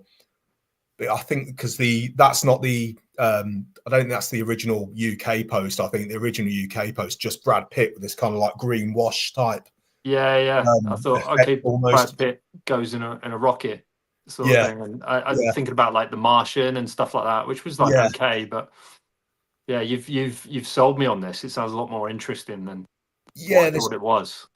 I think it's it's very much a character piece, but it is a slow sort of somber one, and I quite like the end. Obviously, no spoilers to the ending as such, but there's a sort of almost traditional kind of optimism to the ending in there that I found quite refreshing compared to a lot of modern films. Yeah, the tone at the moment is quite nihilistic, and it's quite downbeat a lot of the time. Yeah, so I think, and I quite like a downbeat sort of story at times, but this one in particular with this character, I found it quite, you kind of, I sort of walked out the cinema thinking, feeling good almost about it, in some sort of strange way. So it's, I'd say, have a watch of it. There's a little bit more. I think it was slight. I don't know if it was overlooked as such. I think it got a fairly decent critical response, but that's not necessarily saying anything today as such. But I think it kind of went maybe under the radar, perhaps because it wasn't an action-packed sci-fi. It wasn't. It wasn't Brad Pitt in an actioner. Sort of sci-fi. It is a little bit more somber than that, but not quite as, say, ponderous as I don't know, something like Solaris or something like that. It's not quite as ponderous as that. It's just nice, steady sort of move. If you think about Apocalypse Now, how that's perhaps a little bit steadier at times. You have the scenes and then a little bit of a calm moment, then another scene and a bit of a calm moment. It's kind of structured like that. But worth looking at. Maybe have a look. Wait till it comes around on Film 4 again or something like that. Perhaps if you're not, rather than spend money on it, just in case it's not your thing with it. But just keep an eye out on Film 4 or Netflix or whatever streaming. I'm just going to go through a couple of comments. So, Smoky Dude, hello Britain. Britain has a BookTube channel as well. Stalker is fantastic. I've heard good things about it, so I'm going to have to watch it at some point. Ad Astra was okay, but definitely annoyed me that it was basically Apocalypse Now in space. Not as good. We didn't have Robert Duvall in there. You didn't have any sort of any characters like Kilgore in there or anything, unfortunately. So if you like Solaris, you'll probably like Stalker. Okay, Solaris is another one I've not seen at all. I've heard about it, the original. I've never seen it. Oh, Britain. So, if anybody's got nothing else, if you have anything else to say, I'll move on to my picks. So, as I go through mine, you'll notice there's a definite theme with them, and I'll leave the one to last, which will sort of give it away. So the first one is this is from I think 1964, and it's called "The Earth Dies Screaming," and it's essentially a group of people arrive in a village in somewhere in the southeast of England, and they notice everybody is dead, or the place is abandoned, and they're just wandering around trying to work out why. And they then discover that aliens are attacking, and this is one of the aliens. And so they come fighting the aliens. So that's it. And they're taking over the aliens are out to control humans.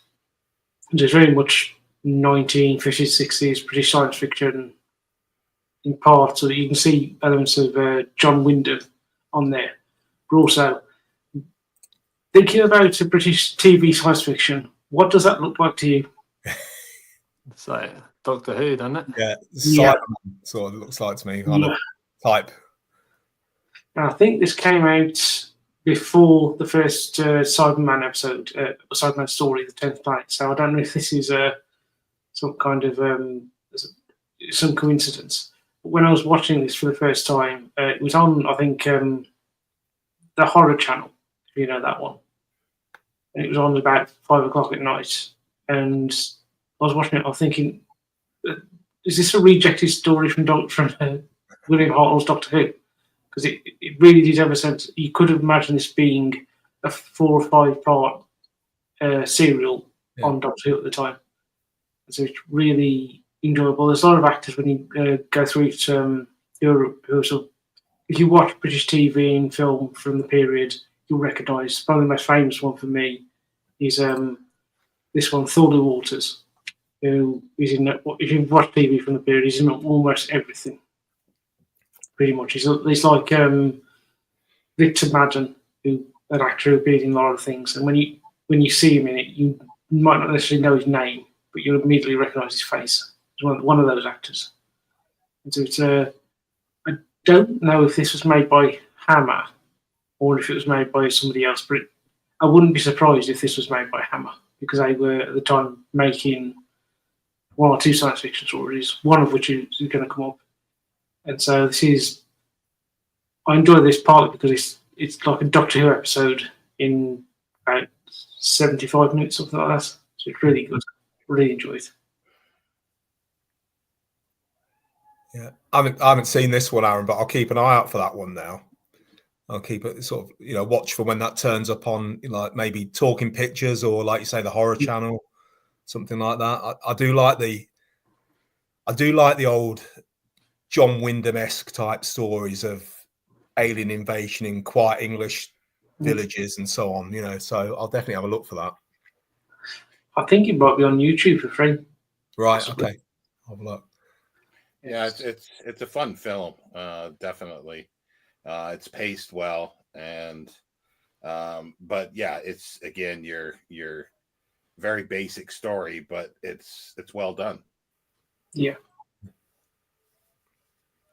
I was just going to bring up a comment. Hello.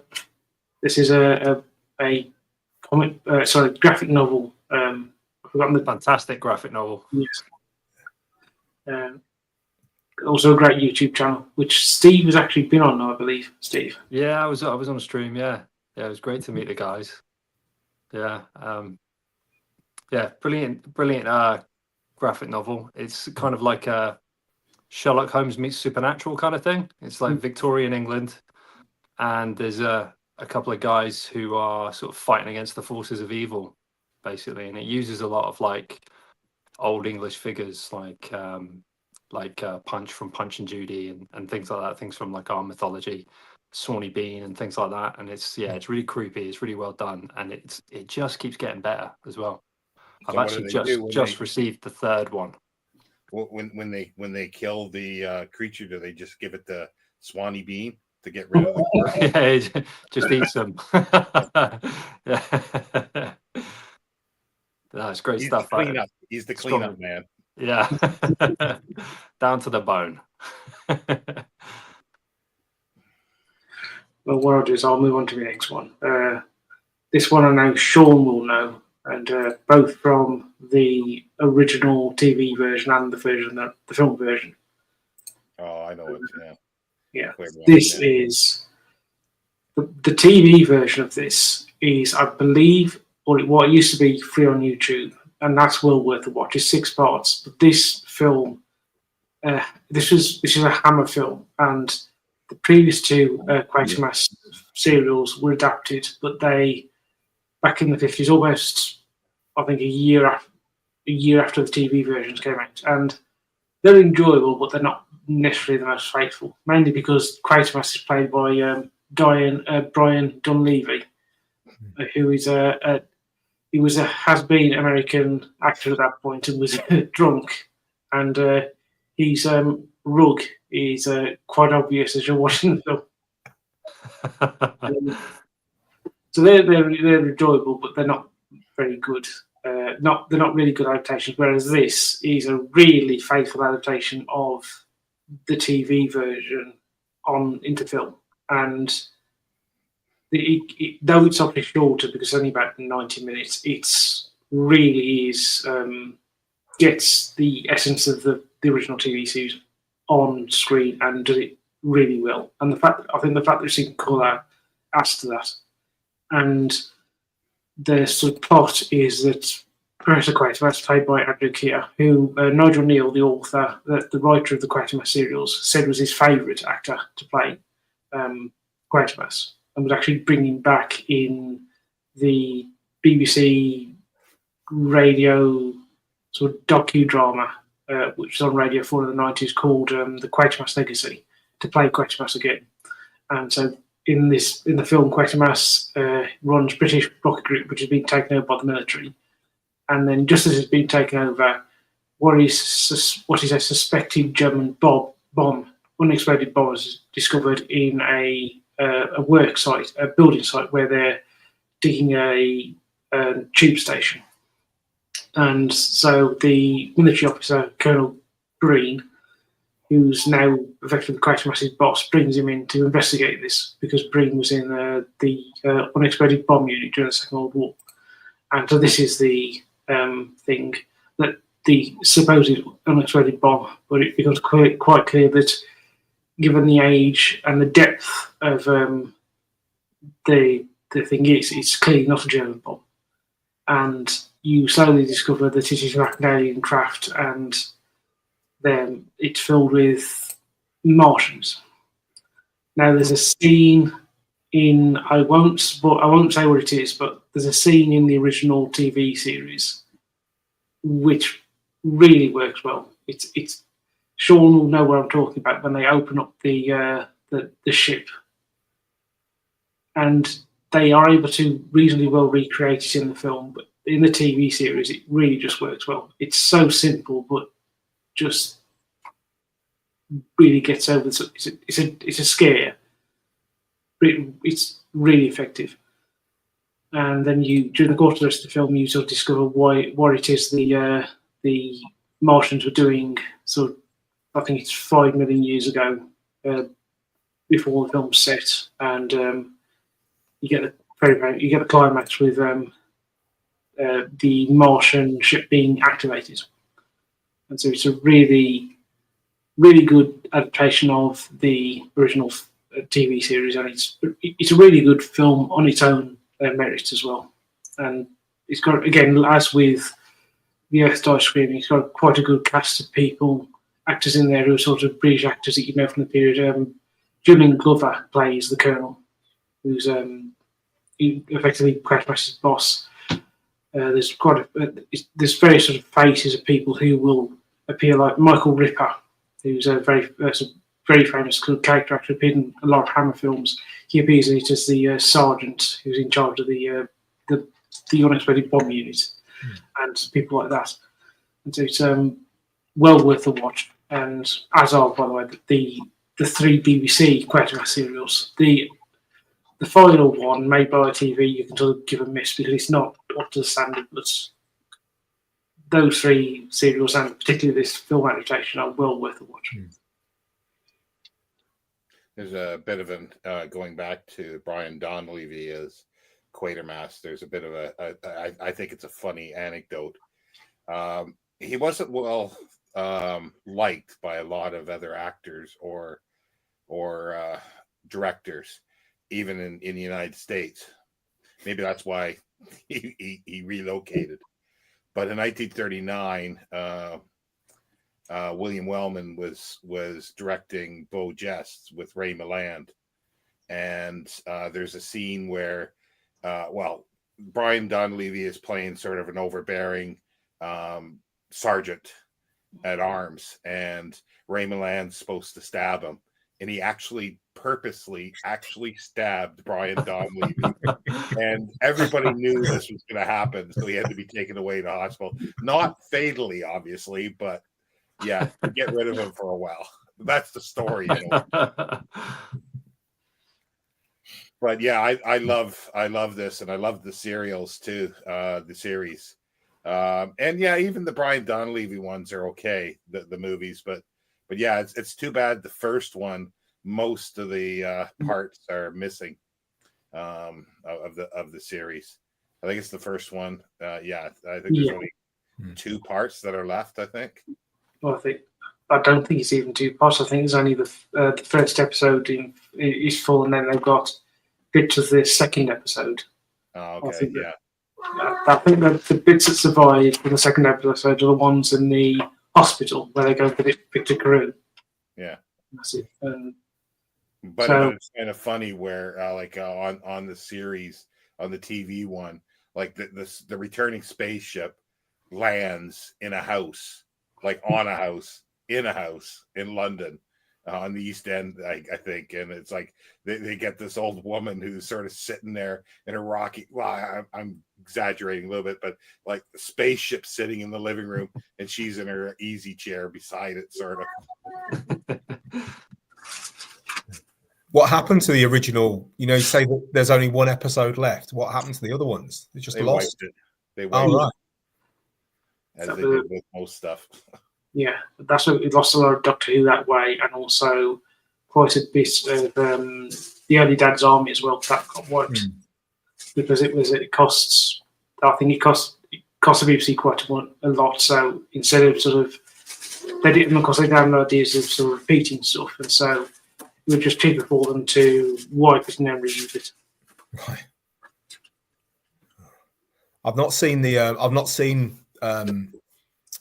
serials at all. I've seen this film. I do remember this film. I've seen the other 2 Donlevy films, which I quite enjoyed. I thought I liked the second one a lot. Quatermass 2.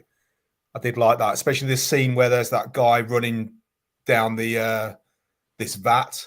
Yeah, he's covered in all this goo, and it's black and white, isn't it? So it just looks quite grim anyway. That contrast. He's leaving these trails on the walls, isn't he, as he's stumbling down. So yeah, I enjoyed those. Again, that kind of creepy, strange things afoot in the English countryside vibe to it that those films had. And I can vaguely remember this one. I can remember, was it Barbara Steele in it as well? One of the Hammer actresses. I think she might be in it. And I think it was Barbara Shelley. Barbara Shelley, is it? Yeah, right. Yeah, but they both were part of Hammer. And I know that those other actors that you saw them in just about every other sort of Hammer film, didn't you? As well, those were the other ones that you named. But yeah, good. From what I can remember, just that creepy kind of vibe to it. That's almost science fiction bordering on horror, almost with it. Yeah, it's like it's kind of strange how to me his reputation is. They make it sound like he created a lot of science fiction stuff. He didn't. Like, everything that he did was around in print science fiction, but it wasn't on especially British TV at the time. So he introduced this stuff to the general audience, but he didn't create any of it. Nothing is really original in what he does, but it's packaged in a really interesting way. And again, it's original because it's on TV. And then on films later. But yeah, it's just something that irks me a little bit, where I hear stuff and saying that he was so inventive, and I'm going, no, he just read, I think, some science fiction and just picked a little stuff here and there and did some fascinating stuff for TV. Yeah, which is great. Yeah, and his reputation should be, and this is this will be good enough for anybody's reputation. He is arguably the man who's credited with sort of founding British TV science fiction, particularly at the BBC. He obviously he is deeply influential on Doctor Who, especially the Unit era with John Pertwee in the 70s, and he does a lot of other stuff as well. So you've got one of which is probably the most famous thing he did. I think this was after Quatermass. Was the first ever TV adaptation of 1984 with Peter Cushing. That was really well done, and it was live. That was live as well. That was done live, and then they recorded it. And then they did. Oh, sorry. Yeah, no, I think they played it 2 nights, and then they recorded the second night. I think it was that they did. And then he did another one, which was the Abominable Snowman, which then got adapted into a Hammer film with Peter Cushing in, which is also really well done. Is that available? Is that gone completely for the TV one? Because I like the Hammer version. I don't know. The only version I've seen myself is the Hammer version. I've got the DVD of that somewhere, but I don't know if I think it might be on the DVD. It might have because I think it was a single serial, the original. It'd be interesting to see that. Okay, yeah, sorry. I was going to mention something else, but I'll wait until we're all finished that, because there's something else I want to mention that is tangentially to movies and TV. Well, I've got nothing else to say, so if nobody else has... Well, continue with your last movie. Yeah. Okay. Well, I just bring up this question from Kenneth. Sean will be able to answer this as along with Dracula, this is something he knows a hell of a lot about. Would you consider the original Frankenstein science fiction? Yeah, I would. Yeah, I think it's science fiction to a certain extent, but it's gothic. It's gothic, which then has horror elements to it. But yeah, I always think of it as Brian Aldiss thought it was the first modern science fiction book or novel, but that's hotly contested, because there's a lot of things that are very similar that came before, all the way back to fantastical voyages to ancient Greece, So, but yeah, I would call it science fiction more than horror to me, but it's firmly in the horror psyche at the moment, though, or been for however long. A lot of there's a lot of crossover anyway, isn't there, between the two genres? Yeah, there can be. That's the thing. It's like what's science fiction and what's fantasy. Yeah, it's like there was a time where it was very clear, and some stories are very clear, but it's been blurred. It's been blurred because is fantasy just something that is beyond science? So, and it's all fantasy. It's all made up anyway. So it's all fantasy, but then there's magical fantasy. Yeah.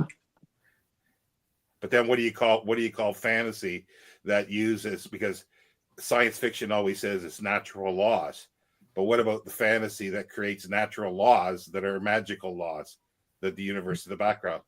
That just screws things up right there.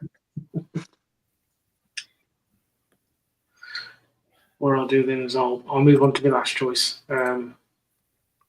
Just put a second. So, there we go. Right. Here we go. This one, I think. Has everybody seen this? I know Sean has seen it. Yeah, I have seen this. Yeah, I've not seen that poster though. That's a cool poster. Yeah, so I think it's the one that's on Wikipedia, from what I can remember. Oh, I've not looked at that page. For those who don't know, this is the Hammer film adaptation of the second Dalek story ever on Doctor Who, which is the Dalek invasion of Earth, 2150 AD. The previous Hammer film adaptation of Doctor Who was Doctor Who and the Daleks, which was the first ever Dalek story adapted.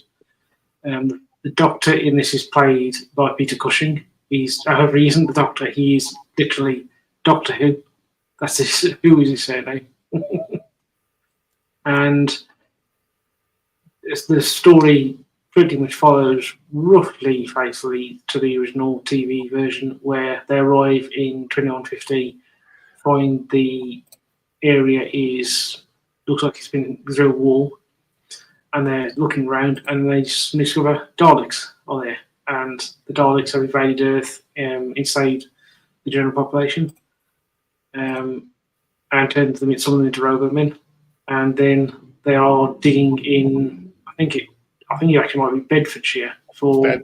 They're digging up all of Bedfordshire. Yeah. To get to the Earth's core to drive. I think the plot is to try and drive the planet around like a giant spaceship.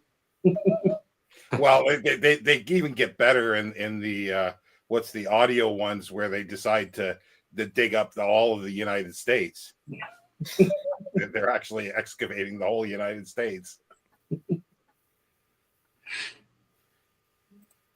Go big or go home. Yeah. And this is a scene for me. I really do enjoy the film. This is the scene I remember the most, because that, for those who don't know, is a sort of spoof character played by the late great Philip Maddock, Welsh actor. And he then gets executed by the Daleks in a spectacular fashion. You can probably work out what's going to happen just by this photo. And yeah. And it's a really. I have always liked this film and the previous one, because they are reasonably faithful to, as with Quatermass and this, to the original TV versions. But they clearly, obviously, being made by Hammer, they've got a bigger budget, and the Daleks just look great, because actually this is how I always imagined Daleks to be, which you obviously don't necessarily get from the original TV version being in black and white. That the sort of colour and sort of power of the Daleks is, to my mind, better shown in these two films, and particularly this one, than it is necessarily in the original serials, even though I am a big fan of those. There's somebody had put out, it might have been Network, the DVD sort of Blu-ray company. Somebody put out a really nice box set of these two. I think it was both of them, and I never got it, and I think they're sold out. And I really kicked myself for not getting them. It's so annoying when that happens. It's so annoying. And then you try and get it on eBay or whatever, and it's like 300 quid or whatever. Yeah.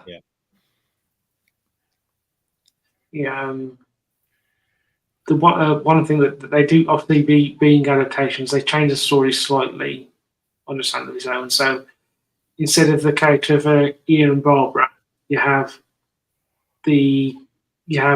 Barbara being, I don't know if her name is Barbara in the film, but instead of Ian, the Ian character was replaced by a policeman played by Bernard Cribbins, who obviously is now probably more famous in terms of Doctor Who, appearing in the more recent series. And I think Russell T Davies actually did. That was one of the reasons why Russell T Davies wanted to cast him in the present Doctor Who, because of him appearing in these films. In this film. Oh, it's too bad he wasn't the Spiv in here.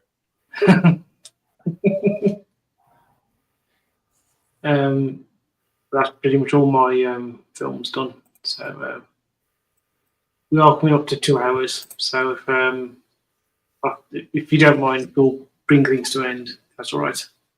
Yeah, I just wanted to say we talk about movies and everything, but there's a great radio tradition of science fiction as well, and especially on BBC with Journey into Space, late 50s, which is it's hokey, it's very sensational in that, but it's just absolutely fabulous because it all works in your mind. And even nuns liked it, and apparently when they changed the day it was played for or something like that, they wrote in saying that could you put it back to the original time because we're doing Complins or something like that at the time, and they missed listening to it. Let's go. Actually, mentioning that, I will just say one thing about Quatermass is that was one of those early TV events that people would actually, the streets would be empty when that came on. Pubs started putting TVs in the saloon, in the lounges, so people would stay in the pub and watch Quatermass instead of all going over. And of course, the first Quatermass, the Quatermass experiment was made in '53, and so part of it is set in Westminster Abbey, and then obviously playing off. They're going off the Queen's coronation from that. Did you see the recent one? Or I say not recent, but perhaps the most recent adaptation with it? Was it Jason Fleming? Yes, and David Tennant was in it as well. Yeah, 2005. Right. What do you think of that one? It was all right. My problem with it was modernised. If you're going to do Quatermass, set it in the 50s. And right, yeah. And though it was interesting that was actually done live, which obviously mirroring what happened with the original Quatermass serials. But other than that, I didn't think it was particularly good. I think the Dunleavy film by Hammer is better than the 2005 remake. If you're saying something. Yeah. Well, they brought it full, I guess, circle with John Mills in the early '80s, where they ended sort of the Quatermass, basically. I don't remember. I know I've seen that, but I don't remember it, and I want to watch it again. Yeah. But I also want to say something. Anybody who's interested in 1950s science fiction films, there's an essential book here that you need to have. It's bloody heavy, but it's called "Keep Watching the Skies." It's almost 1,000 pages, and it's like a little essay on every film, every science fiction film in the 50s. And the title comes from the very last line in The Thing from Another World. Yeah. So, yeah, it's an essential book. It's by Bill Warren, published by McFarland. This is the second edition, I think. If anybody's interested in the year, if I can find it quickly. 2010, this one. Sort of keeping on that theme of book recs. I've got it here. So, seeing what we're talking about science fiction films, I'd recommend if you can find that one, The Greatest Sci-Fi Movies Never Made. Oh, interesting. I think this is an older version. I think it's been updated since, because when this first came out, they were never made, but they have since been made, a lot of these films. So it's quite interesting, though, to see where they were and what the finished products actually were. So I definitely, if you can get hold of that, that's definitely worth a look. By David Hughes is the author of that one. That's worth a little look. When was that one written? I think it was. God, let's have a look. 2001. This one. Okay. So and at the time, the Schwarzenegger I Am Legend, is that in there? Yeah, that's in there. Yeah. So at the time, the the film's never made. Sorry. Wait a minute. What? Schwarzenegger? I Am Legend? Yeah, they were going to do that. It was Ridley Scott, right? Yes, Ridley yeah. Scott and Schwarzenegger were going to do I Am Legend. Oh God, that would have been horrible. Like it's just the pairing up of those would have been horrible. I don't know. It sounded okay of what they intended anyway, what they wanted to do. But it's worth having a look to what's on there. So I'm Legend, the Spider-Man films that James Cameron was going to do, Watchmen. Yeah. What else? Superman Lives, that one. Lost in Space, The Island of Dr. Moreau. It goes into Richard Stanley, a little bit of Richard Stanley. Oh yeah. Sort of stuff on there. The original one's fabulous. The original Island of Dr. Moreau. I don't think I've seen the original. I've seen the one. Was it the 60s or 70s one? With Michael York, that one. Yeah, Basil Exposition. Yeah. The 30s one, but it was banned. The 30s one was banned in the UK until somewhere into the 60s or 70s, maybe. Oh wow. Yeah, we did ban a lot of films, didn't we? Yeah. Talking to Michael York, I think he was in one of my favorite ones when I was younger, Logan's Run. Logan's Run, yeah. That's really good. And he was also on Babylon 5. Okay. That's only 2 now. That's only 2. What's going on? I thought you guys would have done better than that. Well, I gotta have the opportunity, Well, with that, I think we'll bring things to an end. So, thank you, Shawn, Jon, and Steve for coming on. It's been really enjoyable. Thank you. Pleasure as always. Yeah, enjoyed it. Yeah, it's great. Nice to meet you, Shawn. Hopefully, we'll be able to come back on again. I'll have to think up another genre of films for us to discuss. You'll just have to do Babylon 5 or something like that, just to get it all out. And I'll just bring up one last comment from Kenneth. Thank you, Kenneth. It's been really enjoyable, and thank you for being in the comments along with everybody else. So, with that, Butcher, I'll say goodbye, and I will see you at some point. Butcher.